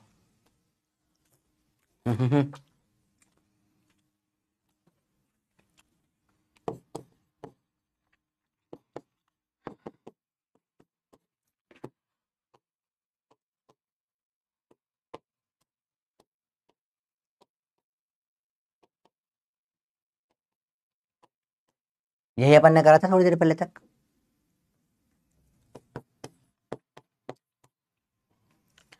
सन की रेडियस उन्होंने बोली है सेंटर ऑफ स्टार छोटा आर, उन्होंने बोली है, अपन कुछ नहीं कर सकते। और अपने रेडियस है बड़ा आर, जो दिया है ये आंसर आ गया है।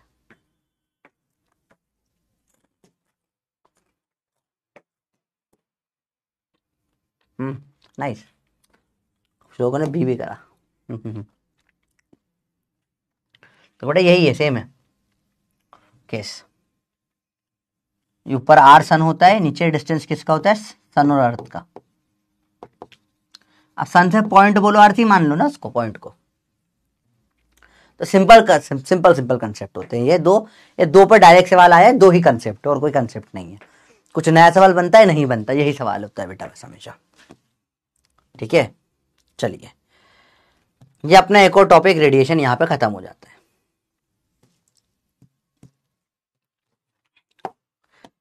अब आता है लास्ट टॉपिक, कैलोरीमेट्री। उसके पहले एक चैप्टर का रिकैप लो, क्या पढ़ा आपने चैप्टर में पूरा।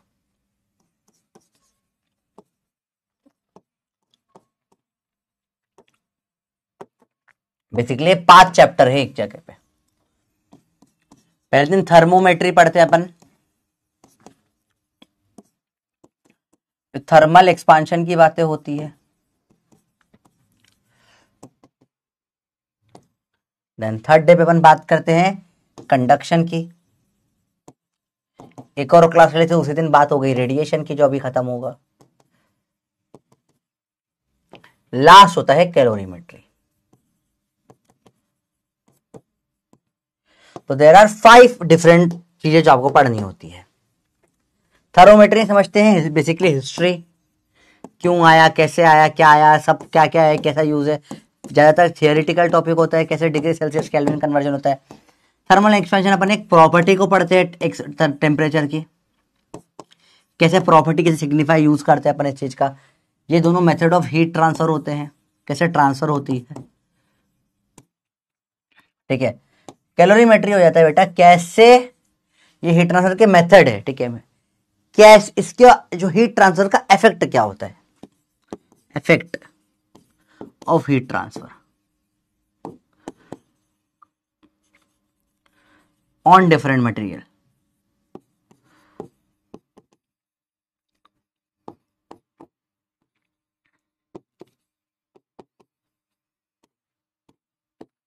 Affect of heat transfer on different material, जो अपन अब पढ़ेंगे, समझेंगे और डिटेल में समझेंगे।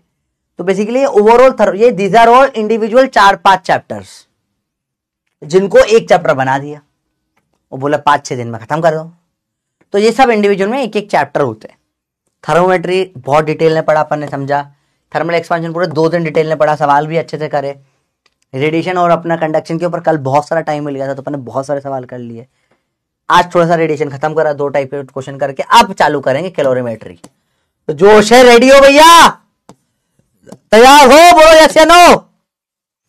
तो एक बार बोलो, बल्ले बल्ले स्टार्ट करते भैया calorimetry, last topic of the chapter calorimetry अब स्टार्ट करेंगे भैया। क्वेश्चन समझ नहीं आया बेटा, मेरे को भी नहीं आया क्वेश्चन, इसलिए क्वेश्चन ही गलत है, बता रहा हूं ना क्वेश्चन गलत है, पर क्योंकि एग्जाम में आया था और बोनस नहीं हुआ था, एग्जाम में अब आ गया।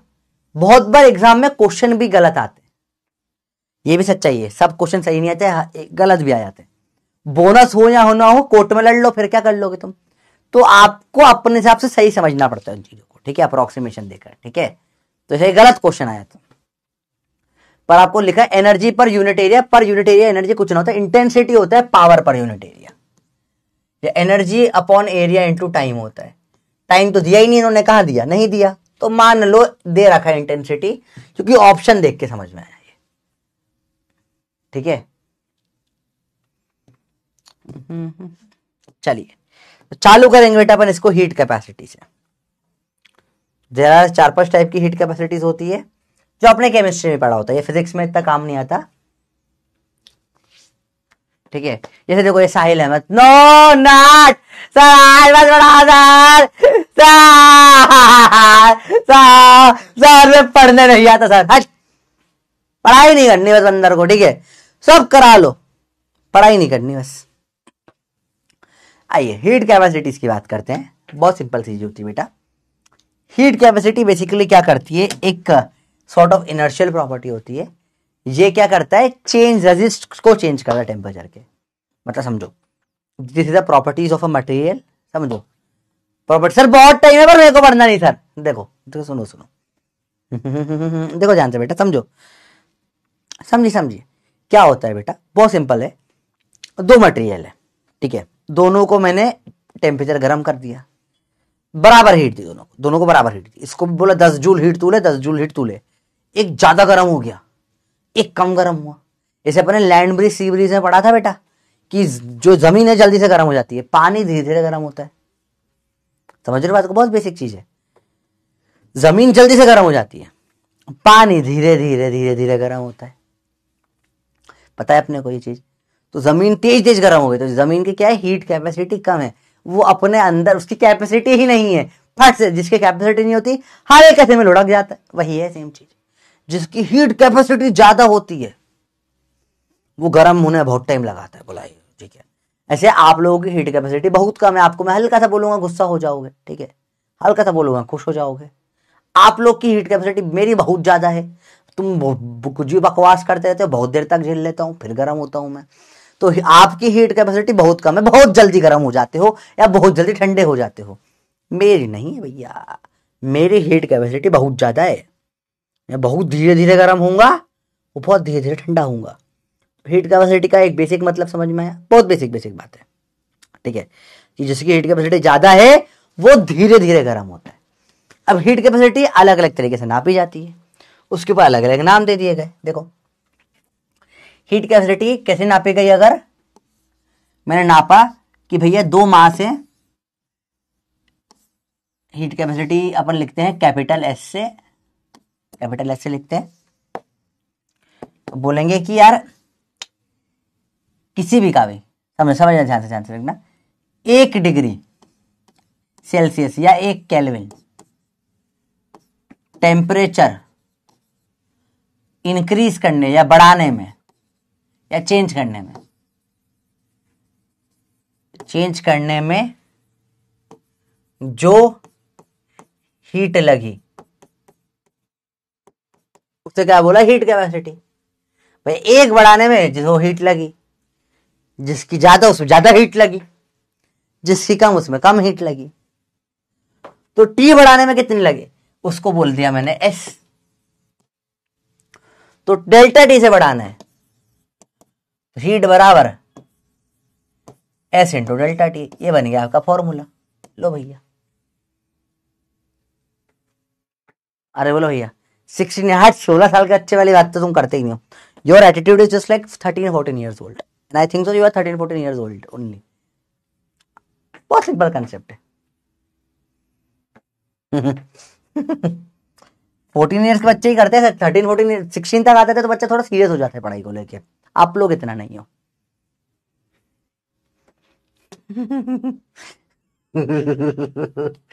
चलिए बंद करें, एज कंपटीशन चल रहा है यहाँ पे। अब इसको नापने बोला यार मुझे सर ये, लेकिन यार ये तो इसको मास वास बताया नहीं आपने। बोला ठीक है भैया मोल या मास ले ले। तो मैंने बोला यार एक मोल की हीट कैपेसिटी, एक मोल की हीट कैपेसिटी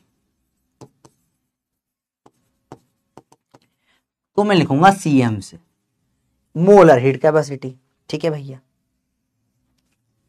तो एन मोल की कितनी हो जाएगी,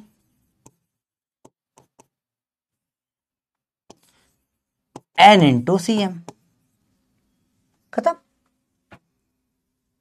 बोला स्पेसिफिक मतलब 1 ग्राम की, 1 ग्राम की हीट कैपेसिटी छोटे एस से लिखते हैं, तो एम ग्राम की कितनी हो जाएगी, एम इंटू एस। तो क्यू का फॉर्मूला क्या बन जाएगा, एस डेल्टा टी एन को M C M delta T, या फिर एम एस डेल्टा टी। सारे फॉर्मूले हो गए हीट कैपेसिटीज के। देखिए these are all the formulas of heat capacity. Direct formula देख रहे हो आप, कुछ इसमें अलग ही नहीं है। लेटेंट हीट कैपेसिटी अलग चीज आती है, इसके बारे में भी बात करते हैं। पहले ये बची हुई तीनों समझिए, बहुत बेसिक चीज है, इसमें कुछ भी बहुत टफ नहीं पढ़ना। केमिस्ट्री में तो बहुत डेप्थ में पढ़ते हो आप, ये फिजिक्स में बहुत हल्का सा टच करना है इसको। ठीक है, केमिस्ट्री में इन डेप्थ पढ़ा जाता है, फिजिक्स से बहुत बेसिक पता होना चाहिए। अभी जो कि थर्मोडायनेमिक्स में लगता है बहुत ज्यादा। बताइए बच्चों, क्लियर है? यस या नो? रोल डेफिनेशन, जैसी डेफिनेशन दी गई है। ठीक है, यूनिट इंपॉर्टेंट है इसकी। हीट कैपेसिटी की यूनिट क्या होगी बेटा, देखो कैलोरी पर डिग्री सेल्सियस। इसकी क्या होगी, कैलोरी पर मोल पर डिग्री सेल्सियस।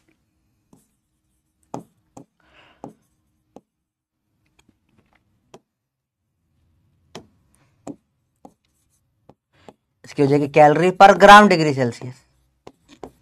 लेटेंट अलग चीज है, लेटेंट की बात करते हैं बेटा। लेटेंट में टेम्परेचर नहीं होता, ये heat required for change in state, heat required for changing state. इसमें टेम्परेचर क्या होता है, सेम होता है। तो यहां पर इतना, यहां पे हीट डायरेक्ट क्या देते हैं बेटा, m इंटू एल, इसको एल से लिखते हैं।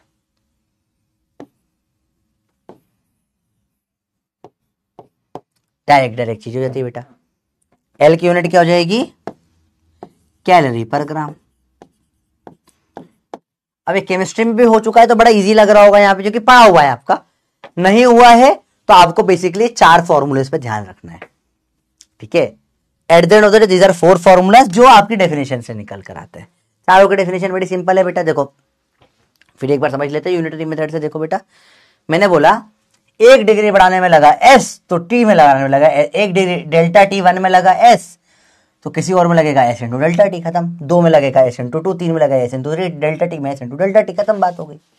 ठीक है भैया, अब ये हीट कैपेसिटी तो पूरा सैंपल की हो गया भैया, सबके मिलाकर हो गया। मुझे 1 मोल की बताओ, 1 मोल की सीएम बोला, ऐसे n मोल है तो n मोल की n इंटू सीएम, ये टोटल हो गई एस। ठीक है, सेम 1 ग्राम की छोटा एस बोल दिया, तो अगर m ग्राम में तो एम एस, ये पूरी बड़ी एस के बराबर हो गई।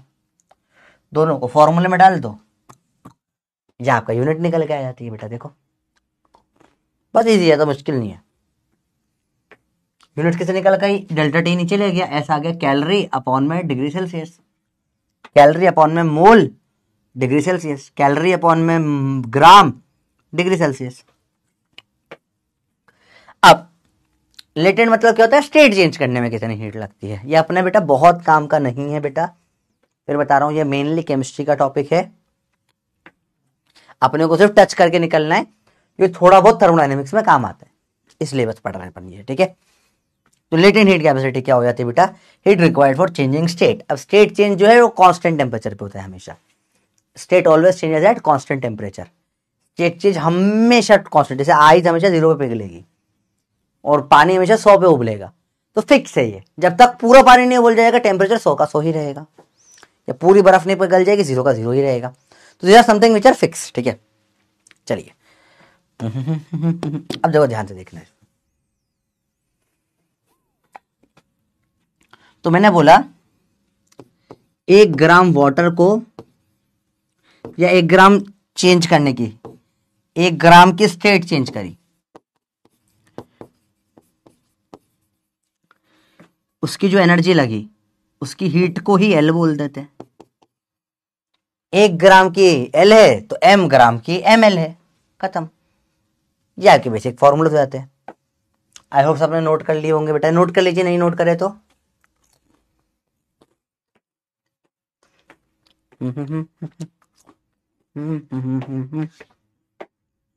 आराम से लिख लीजिए।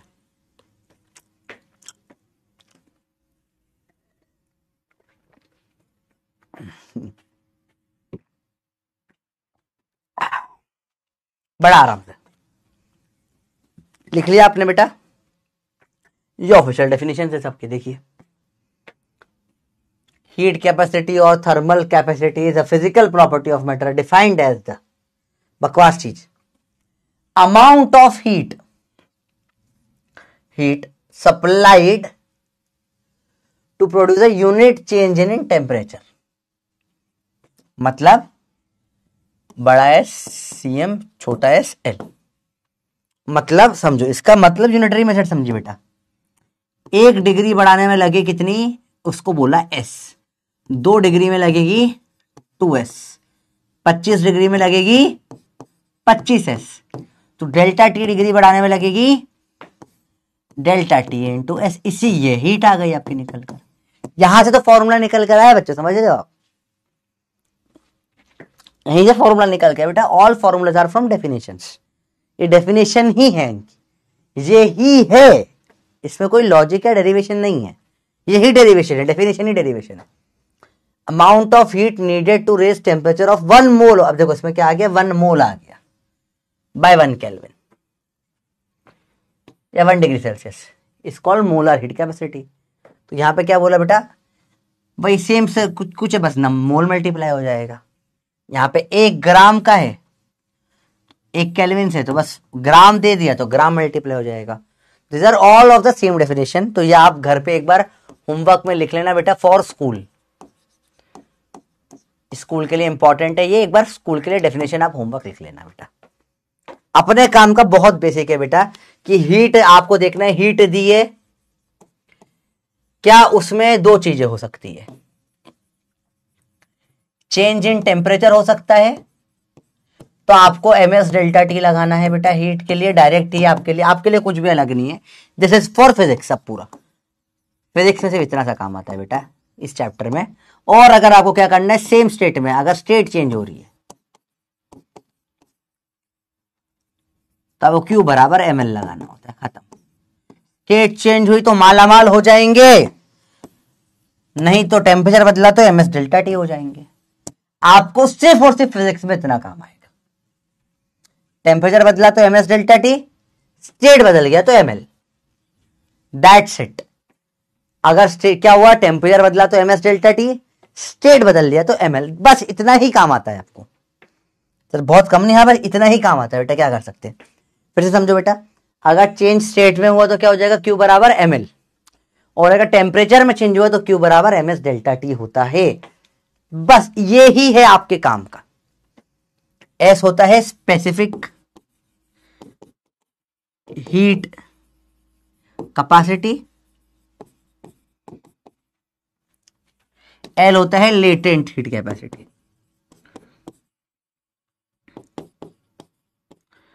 बस इतना सा ही जानना होता है बेटा। इतना आ गया आप सक्सेस हो जाओगे। तो बस आपको 2 चीज समझनी होती है। पहले क्या, लेटेंट हीट कैपेसिटी क्या होती है, स्टेट बदल रही है, टेम्परेचर बदलेगा ही नहीं तो डेल्टा टी आ ही नहीं सकता। टेम्परेचर बदल रहा है तो स्टेट वही रहेगी, तो ms डेल्टा टी हो जाएगा। बहुत डायरेक्ट सवाल होते हैं, एकदम डायरेक्ट क्वेश्चन आते हैं। इतना ही फिजिक्स का काम का है बेटा। नीट में सिर्फ इतना आएगा, इतना ही पढ़ना है आपको इसमें। बाकी सब आपको केमिस्ट्री का पार्ट था, स्कूल में थोड़ा बहुत आता था, अब स्कूल में वाले तो कहीं पर भी पूछ लो, कोई मतलब नहीं, इतना ही आपको फिजिक्स के लिए पढ़ना होता है। टेम्परेचर बदला तो ms डेल्टा टी होगा, और स्टेट बदली तो ml होगा। तो भाई एक बार लिख दो ml और ms डेल्टा टी, कमेंट्स कर दीजिए फटाफट से। इतना ही कैलोरीमेट्री आपको पढ़ना होता है, इतना ही हीट कैपेसिटी पढ़ना होता है। आप कैलोरीमेट्री स्टार्ट करेंगे, बताइए बच्चों। पायल आ गई, एक 15 मिनट पढ़े ना, छुट्टी 15 मिनट हुआ है, चैप्टर स्टार्ट हुए वाला, आखिरी वाला। अब ये बात समझ में आया? लिखो ml और ms डेल्टा टी, बस खत्म। ml ms delta T, ml ms delta T, ml ms delta T, ml ms delta T. ठीक है, सेंसिबल और वाली हीट वगैरह अपने को फिजिक्स में नहीं आते वो सवाल भी। ठीक है, मुझे क्या था, केमिस्ट्री में पढ़ाई नहीं तो पढ़ा रहा था कि केमिस्ट्री का भी साथ में करा देता हूं, पर अपने को सिर्फ इतना फिजिक्स में समझे कितना सा आता है बस। केमिस्ट्री में बहुत डिटेल में पढ़ा होगा ना आप लोगों ने, केमिस्ट्री में बहुत सारा पढ़ाया होगा, फिजिक्स में सिर्फ इतना सा है।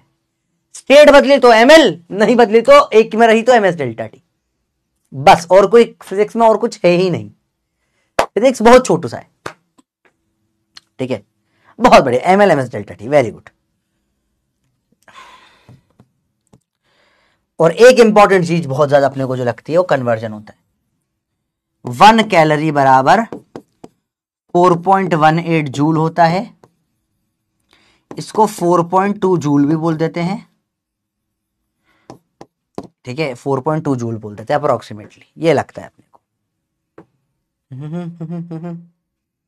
अब चालू करेंगे कैलोरीमेट्री क्या होता है बेटा। एक सिंपल साइन होता है बेटा जिसमें हीट एक्सचेंज की बात होती है।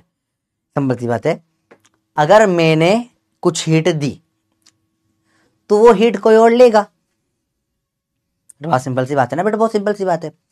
मैंने मेरे से हीट छोड़ी, किसी ने वो हीट ले ली, तो हीट किसी ने जो छोड़ दी, लॉस, वो किसी और का गेन। जैसे पैसे की बात है, मेरे तुमसे 10 रुपए ने बोल दे भैया यार सुनो यार मैं बहुत गरीब हूँ, मेरा पेटीएम का क्यूआर कोड स्कैन कर दो।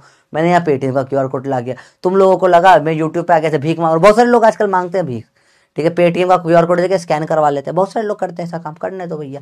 तो अब लेट से किसी ने इस तरीके का काम करा, ठीक है, तो अब क्या हो जाएगा, आजकल भिखारी वैसे बहुत एडवांस हो चुके हैं। आई रिस्पेक्ट भिखारी, और इट्स वेरी टफ जॉब, धूप में खड़ा होना पड़ता है। बहुत अमीर है भैया, 2.5-3 लाख महीना कमाते हैं भिखारी लोग।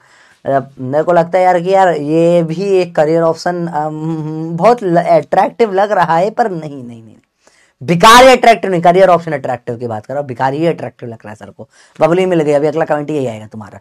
ठीक है, देखो तो क्या होता है कि इस तरीके से भीख मांगने के बहुत तरीके होते हैं, there are lot of ways of asking for भीख। ठीक है, तो समझो मैंने किसी से भीख मांगी तो किसी के पैसे गए ना, तो मेरे को पैसा गेन बराबर तुम्हारा पैसा लॉस। पैसा जाएगा तो ही पैसा आएगा, है ना। सेम हीट भी है, कहीं से हीट जाएगी तो कहीं हीट आएगी। That's it, that is the बस core of calorimetry. Heat loss is equal to heat gain. Simple terms में कैलोरीमेट्री क्या बोलोगे भैया, किसी का नुकसान किसी का फायदा, किसी का लॉस किसी का फायदा, किसी का हीट हुआ लॉस किसी का हीट हुआ गेन, हो गया कैलोरीमेट्री। कैलोरीमेट्री, किसी का हीट लॉस बराबर किसी का हीट गेन होता है। तो समझ में आया कैलोरीमेट्री का मतलब। देखते हैं, calorimetry is the branch of physics that deals with measurement of heat and the changes in internal energy of a system. बकवास। It is study of quantitative, पूरा कोई मतलब का नहीं। कैलोरीमेट्री है हीट लॉस बराबर हीट गेन, इसी को बोलते हैं लॉ ऑफ कैलोरीमेट्री। किसके ऊपर बेस्ड है बेटा, कंजर्वेशन ऑफ एनर्जी पे बेस्ड है। लंबे तरीके से कैसे लिखोगे आप, स्कूल में लिखने को आएगा तो यही लिख पूछते हैं लॉ ऑफ कैलोरीमेट्री बताओ या प्रिंसिपल ऑफ कैलोरीमेट्री बताओ। आपको सिंपल एक चीज लिखनी होती है बेटा, क्या, total heat loss by the hot body is equal to heat gain by the cold body. गर्म में छोड़ा, ठंडे ने ले लिया, इसी को बोलते हैं कैलोरीमेट्री। और बहुत बेसिक, मैं आप सबको बता दूं, आप सब लोगों ने इसका इस्तेमाल करा हुआ है। कहाँ इस्तेमाल करा हमने कैलोरीमेट्री का, तुमने क्या कभी आज तक, अगर आप लोग तो शार से नहाते, you take, I guys take shower and all that, you know, you are like modern people, 13-14 साल के बच्चे हो तुम, शार से नहाते हो, लूफो लगा था। हम नहाते थे बाल्टी से, समझ रहे हो, हम नहाते थे बाल्टी से। ठंड में हालत जो खराब होती थी बाल्टी से नहाने में, ठंड में लगते थे। अभी का जो ठंड का टाइम है, दिसंबर का टाइम चल रहा है, क्रिसमस के पहले वाला टाइम, वो ठंडे बाल्टी से जो वो होता है ना कि यार हाल खराब। फिर क्या करते हैं, गीजर वीजर तो नहीं था हमारे यहाँ पे भैया, तो हमारे यहाँ पे क्या होता था, नीचे से वो किचन जो था उसमें से तब बड़ा बड़ा वाला जो भिगोना होता था पहले, उससे पानी गर्म करते थे। वो किचन वो भी बाद में बना, उसके पहले तो हमारे पास चूल्हा था, वो पीछे जो गार्डन वार्डन में लगाते हैं ना, वहाँ चूल्हे में बढ़िया सा बड़े तो पहले पानी गर्म करते थे। फिर वो गर्म पानी को ऐसे जग से भर भर के लाते थे, और वो बाल्टी में फिर गर्म पानी ठंडा पानी से मिक्स करके टेम्परेचर एक ऐसे करते थे कि हाँ ये नहाने लायक हुआ है। तो हम ऐसे नहाए हैं, आप लोग ऐसा नहीं करते होगे आजकल। तो यू डाइस टू टेक शार, तो शार में तुम ऐसे घुमा घुमा के जो कर रहे हो ना, ये ठंडा हो गया, गर्म हो गया, ये जो गर्म ठंडा घुमा रहे हो तुम, मिला रहे हो, ये थोड़े ये फिक्स ये मजा आ गया, यही तो चाहिए था, परफेक्ट पानी। ये तुम जो घुमा रहे हो, ये तुम कैलोरीमेट्री कर रहे हो, ठंडा गर्म मिला के कुछ हीट ट्रांसफर कर रहे हो, हॉट ने लूज करी, कोल्ड ने मिलकर कुछ एक फिक्स आया। हम मग्गे से करते थे, तुम लोग ऐसे शार घुमा घुमा के करते हो, दैट इज कॉल्ड कैलोरीमेट्री। तो तुम करते आ रहे हो, तुम्हें करा है, सबने करा है, ठीक है। तुमने कहा बाल्टी मग्गे से तो तुम नहाते नहीं होगा, तुम सार वाले लोग, सार करा ही नहीं करा, बताओ, ये तुम लोगों ने झूठ नहीं बोलना, करा है ऐसा? अरे बोलो भाई, बात समझ में आई? सबको समझ में आई बात? तो तुमने करा है कैलोरीमेट्री, किस किसने कैलोरीमेट्री करा है, ईमानदारी से बता दो। आज भी ऐसे करते हो तुम भी, मेरे जैसे गरीब हो, वाह गरीब है ना। और नए आजकल तो और नए लोग आ गए, मतलब वो क्या, उनमें स्लाइडर लगा हुआ है। तुमने मॉडर्न बाथरूम देखे होंगे, मेरा एक दोस्त बहुत अमीर है, उसके घर में मैं बाथरूम में, उसका घर है वो बहुत बड़ा है, मैं बता नहीं सकता क्या काम करता है, ठीक है, पर वो बहुत बड़ी पोजीशन पे है इंडिया में, one of the most famous company का वो वाइस प्रेसिडेंट है, ठीक है। तो उसके घर में मैं गया था, पहले उसके घर में बैंगलोर में है, 4 BHK, चारों BHK बाथरूम, चारों बाथरूम में बाथटब, मतलब मैं बाथटब देख के दिमाग खराब हो जाता मेरा, इतना अमीर आदमी। उसके घर में था वो स्मार्ट कंट्रोल था, आप स्लाइड करके बता सकते इतना टेम्परेचर करना है पानी का, वो मिक्स करके गजब लेवल का कैलोरीमेट्री लगा रहे भाई वो लोग, ठीक है। तो आपने मग्गे से कैलोरीमेट्री करी है या गोल गोल घुमा के करी है, और अब अल्ट्रा हाई नेटवर्क रिच, तो यहाँ क्या कर रहे हो फिर, व्हाट आर यू डूइंग? हम गरीब लोग हैं बेटा, थोड़ा मिडिल क्लास है, ठीक है। तुम अल्ट्रा हाइट, तुम क्यों नीट वीट की तैयारी कर रहे हो? बहुत पैसा है, पापा को बोलो प्राइवेट एडमिशन करवा दे या हॉस्पिटल खोल ले, क्या करोगे तुम हम गरीबों की सीट खा के, क्या कर रहे हो तुम? देखो यार अंदर बाल्टी ओपी। तो चलिए देखिए, अब देखो बेटा, calorie two joule conversion is very important बेटा। एक कैलोरी में 4.18 जूल होता है, ठीक है। अब प्रॉब्लम क्या है ना बेटा, बच्चों चैप्टर को से रिलेट करना पड़ेगा। अपन समझते हैं बेटा कुछ बेसिक बातें, latent heat of vaporisation, latent heat of fusion, मतलब जो आइस से वाटर बनता है, आइस से वाटर बनने की ये होती है 80 कैलोरी पर ग्राम। ये बेटा आप कुछ वैल्यूज याद करनी है अपने को, ठीक है। वेपराइजेशन की लेटेंट हीट, जो पानी से वाटर उबलकर स्टीम बन जाता है बेटा, इसमें ज्यादा लगेगी, 540 कैलोरी पर ग्राम होती है। स्पेसिफिक हीट कैपेसिटी वाटर की होती है 1 कैलोरी पर ग्राम डिग्री सेल्सियस। ये हाईएस्ट होती है, सबसे हाईएस्ट होती है, सबसे हाईएस्ट होती है वाटर की। मतलब पानी धीरे धीरे गर्म होता है, धीरे धीरे गर्म होता है, पानी धीरे धीरे गर्म होता है, इसलिए तो इसको न्यूक्लियर रिएक्टर में यूज करते हैं। न्यूक्लियर रिएक्टर में यूज कहां होता है बेटा इसका? It is used in nuclear reactor, ठंडा करने के लिए, एज अ कूलेंट। पानी बहुत धीरे धीरे, हाईएस्ट स्पेसिफिक हीट होती है पानी की, तो पानी बहुत धीरे धीरे गर्म होता है, स्पेसिफिक हीट ज्यादा, धीरे धीरे गर्म होगा।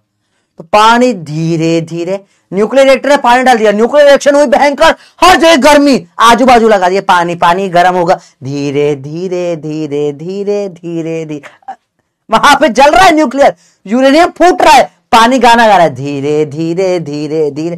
तो पानी धीरे धीरे गर्म होता है, इसलिए पानी को ऐसा कूलेंट यूज करते हैं।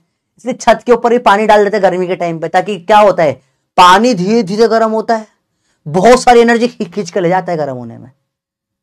बात समझ में आई बेटा? बात समझ में आई? बहुत सिंपल सी बात है। अब इसके बाद आती है आइस की, 0.53 कैलोरी पर ग्राम डिग्री सेल्सियस, और एक और याद करनी पड़ेगी स्टीम की, एस ऑफ स्टीम 0.5 कैलोरी पर ग्राम डिग्री सेल्सियस। जूल में निकालते हैं तो 2.22 जूल पर ग्राम डिग्री सेल्सियस आ जाती है बेटा, और ये 2.11 जूल पर ग्राम डिग्री सेल्सियस आ जाती है। तो डायरेक्ट ये 4.18 जूल, तो डायरेक्ट एक कैलोरी हो गई ना पर ग्राम डिग्री सेल्सियस आ जाती है। तो ये आपको याद करनी होती है वैल्यूज। हटाइए भैया,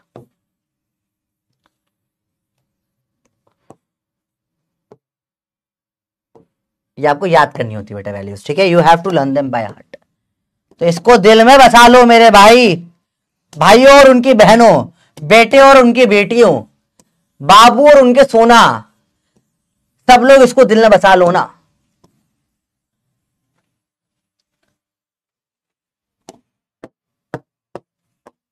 एकदम बेसिक कंसेप्ट है भैया, देख लो ध्यान से। अरे भैया ये दिल में अंदर बस जाना चाहिए, होमवर्क ऐसे 10 बार लिखकर आना चाहिए, नहीं तो याद नहीं होगा। बताइए बच्चों, क्लियर है बात?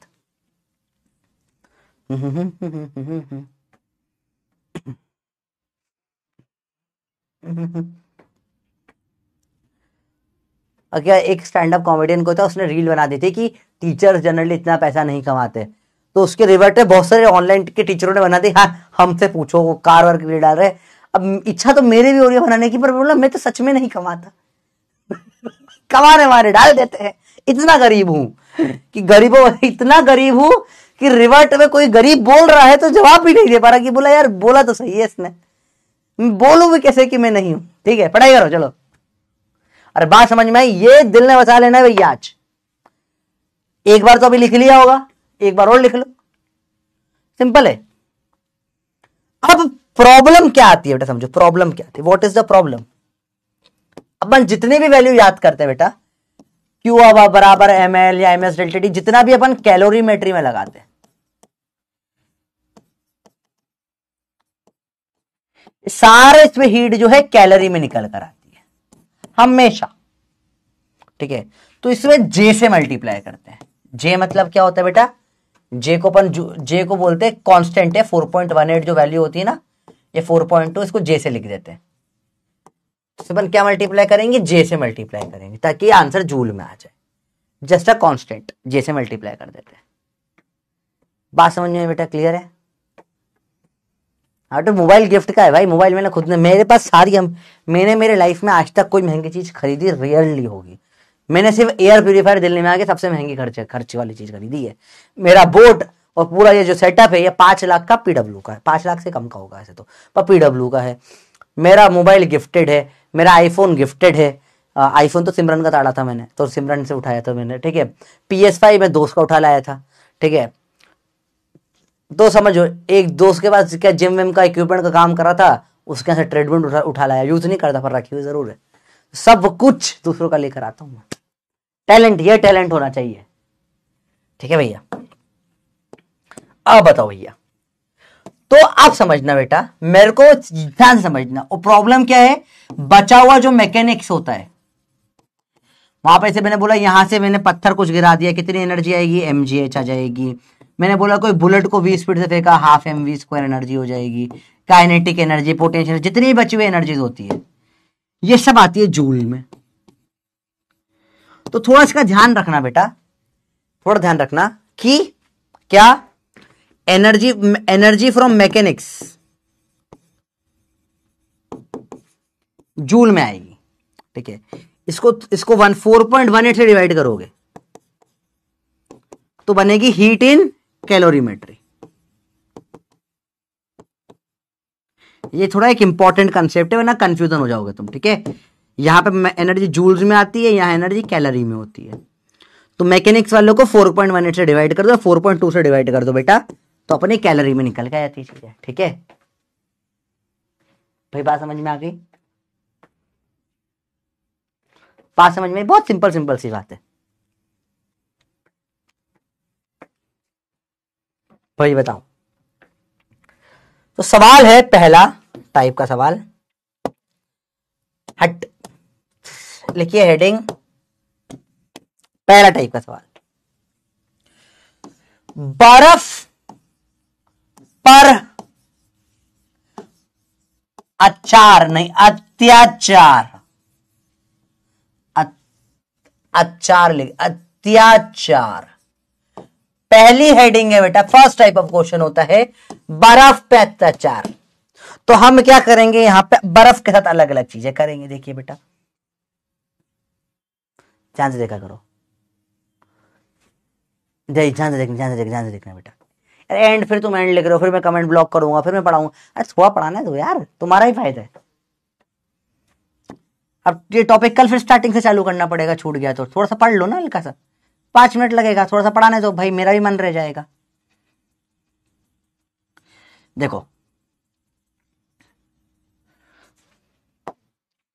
देखो ध्यान से देखना बेटा, ऊपर से एक पत्थर गिरा दिया, पत्थर ठाट गिरा बर्फ पे, क्या एनर्जी कुछ निकलेगी?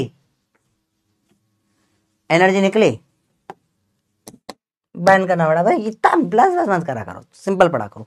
अभी तुम्हारी आदत हो गई है, सुन लेते होंगे बच्चों, टीचर मैं ना सुन रहा। देखो पत्थर गिरा, फाट आगे टक टक ठाट टकराया, एनर्जी कुछ निकली होगी। कितनी एनर्जी? mgh। उससे क्या हुआ होगा? हीट निकली होगी। हीट से क्या हुआ होगा? बर्फ पिघल गई होगी। हीट निकली, उससे बर्फ पिघल गई।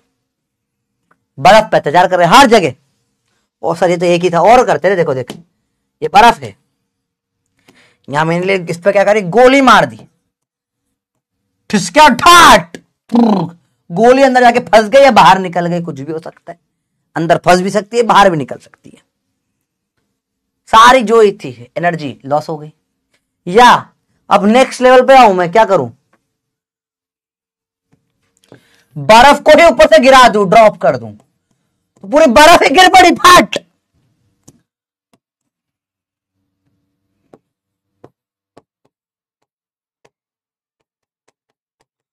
बर्फ ही गिर पड़ी तो बेचारी बर्फ कुछ पिघल जाएगी, बताओ।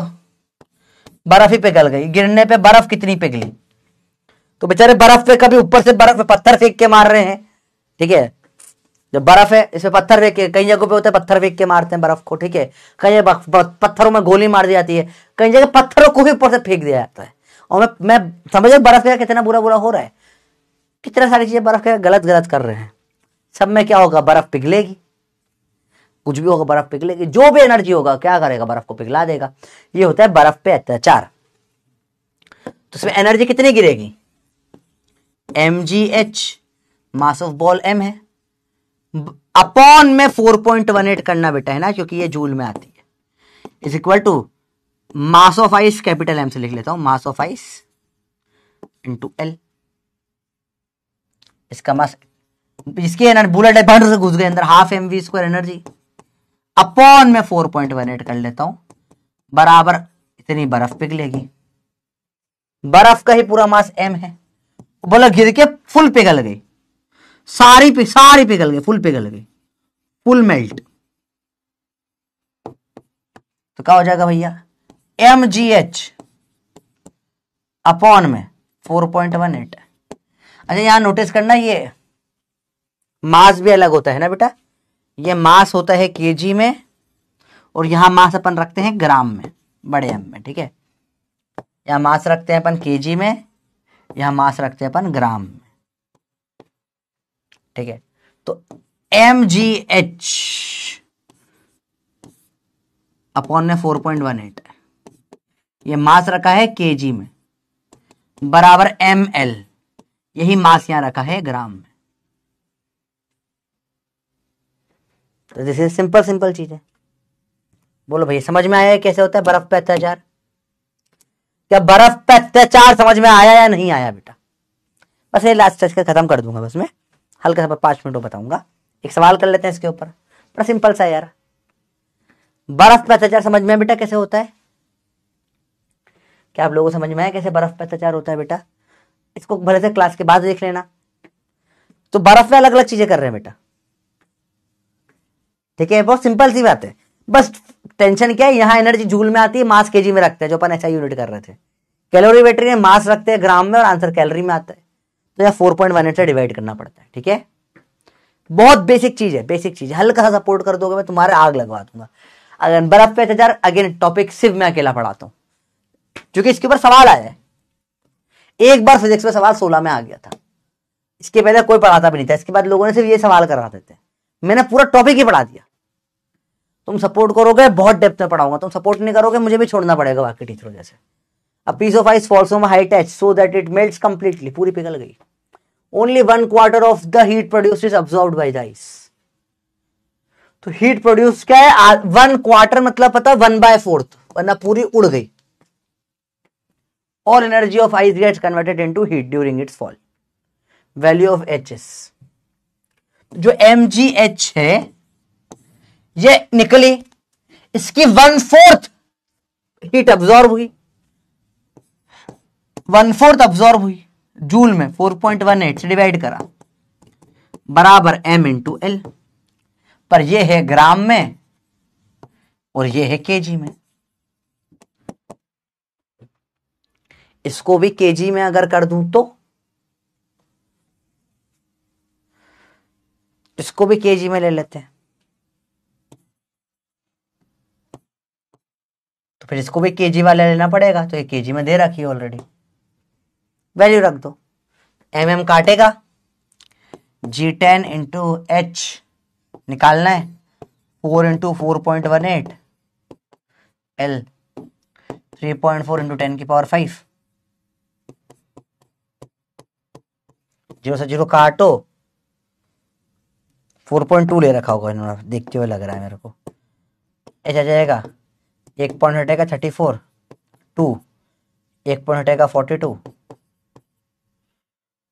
2 0 बच गए, अपॉन 10 करके इसको किलोमीटर कर देता हूँ 1000 का।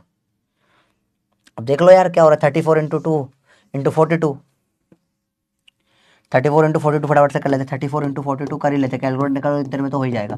4 2 8, 2 3 6, 4 4 16, 4 6 12, 8 2 4 1 इंटू 2 2 4 5 6 245 6 समथिंग किलोमीटर आ रहे, तो कुछ मिल नहीं रहा मेरे को। फिर से देखते, कुछ गड़बड़ करिए सॉल्व में। चलो ठीक है, फटाफट में आंसर गड़बड़ हो जाता है, कल से कर लेंगे यहाँ से, ठीक है। ये सवाल आप अभी होमवर्क कर लो, कल से यहाँ से सॉल्व कर लेते हैं, ठीक है, ठीक है। अब कल अपन पढ़ेंगे चेंज इन स्पेसिफिक हीट का, काफ़ी डिटेल में चीज़ें बहुत सारी, थियोरेटिकल क्वेश्चंस वगैरह करेंगे, फिर 1 ग्राम HO, फिर उसके बाद ग्राफ्स होंगे और फिर मिक्सिंग आ जाएगा। कल ये चैप्टर खत्म हो जाएगा, ठीक है। आज इतना ही कर लेते हैं। बर्फ पे अत्याचार पढ़ लो, ये सवाल ट्राई कर लो, अपन कल कर लेते हैं, ठीक है।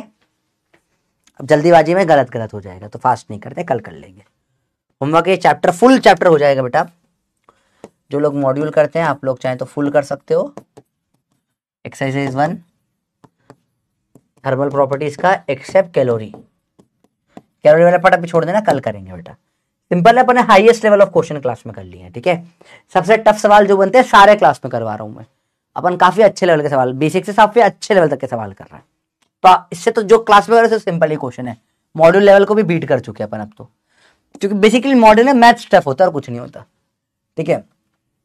वो डीपीपी मैंने डाल दी थी, आई एम सॉरी नहीं आ पाई, I am really sorry. DPP कल पक्के से आ जाएगी आपके पास में। मैंने 2 से 3 डीपीपी डलवाई थी सब, वो पता नहीं क्यों नहीं आई, अब आ जाएगी, ठीक है। चलिए, थैंक यू। मजा आया बेटा लेक्चर में, बताइए। छोटा लेक्चर था, अच्छा लेक्चर था आज का, छोटा सा लेक्चर था, ठीक है। मजा आया? कल खत्म कर देंगे पूरा टॉपिक, मजा आएगा कल। न्यूटन्स लॉ ऑफ कूलिंग बहुत सिंपल सा टॉपिक है, सिंपल चीजें होती है बेटा, ठीक है। न्यूटन्स लॉ के लिए कूलिंग टेक्निकली सिलेबस में नहीं है, बता देता हूँ ये भी चीज ऑफिशियली, पर PYQ आ रहे हैं, तो PYQ आ रहे हैं तो मजबूरी में करवा रहा हूं मैं, PYQs हैं तो बेटा, है ना। रेडिएशन है सिलेबस में, और रेडिएशन के अंदर ही आता है ना न्यूटन लॉ ऑफ कूलिंग, तो रेडिएशन है तो Newton of law of cooling से तो पूछ तो सकता ही हूं मैं, आप समझ रहे हो। मैं बोल दूंगा ना, अब सवाल आगे बोला सर ये तो सिलेबस में लिखा ही नहीं था, पहले अलग से लिखा हुआ था, अब नहीं लिखा हुआ, तो बोलूंगा नहीं है, पर रेडिएशन तो है, तो इसलिए पढ़ाना पड़ता है बेटा। फिजिक्स में ये लोग है ना कभी भी पूरा टॉपिक नहीं उड़ाते, टॉपिक के अंदर का सब टॉपिक उड़ा देते हैं, तो वो तो उसी का पार्ट ही बन गया ना, मतलब ये तो ठीक है भैया। तो हम चैप्टर ही उड़ा दो यार पूरा, इतना ही तुम्हें प्यार है तो बहुत बढ़िया। थोड़ी स्पैमिंग पे कंट्रोल करो बेटा, थोड़ा गुस्सा कम करो, पढ़ाई पे ध्यान लगाइए। डॉक्टर त्रिशा, दीक्षा, जैद, रवि, वन्या, सिमरन, मनस्वी, अंजलि, गोपांश और बरकत, शाबाश। चलो मिलते हैं अगली क्लास में, बाय बाय, लव यू।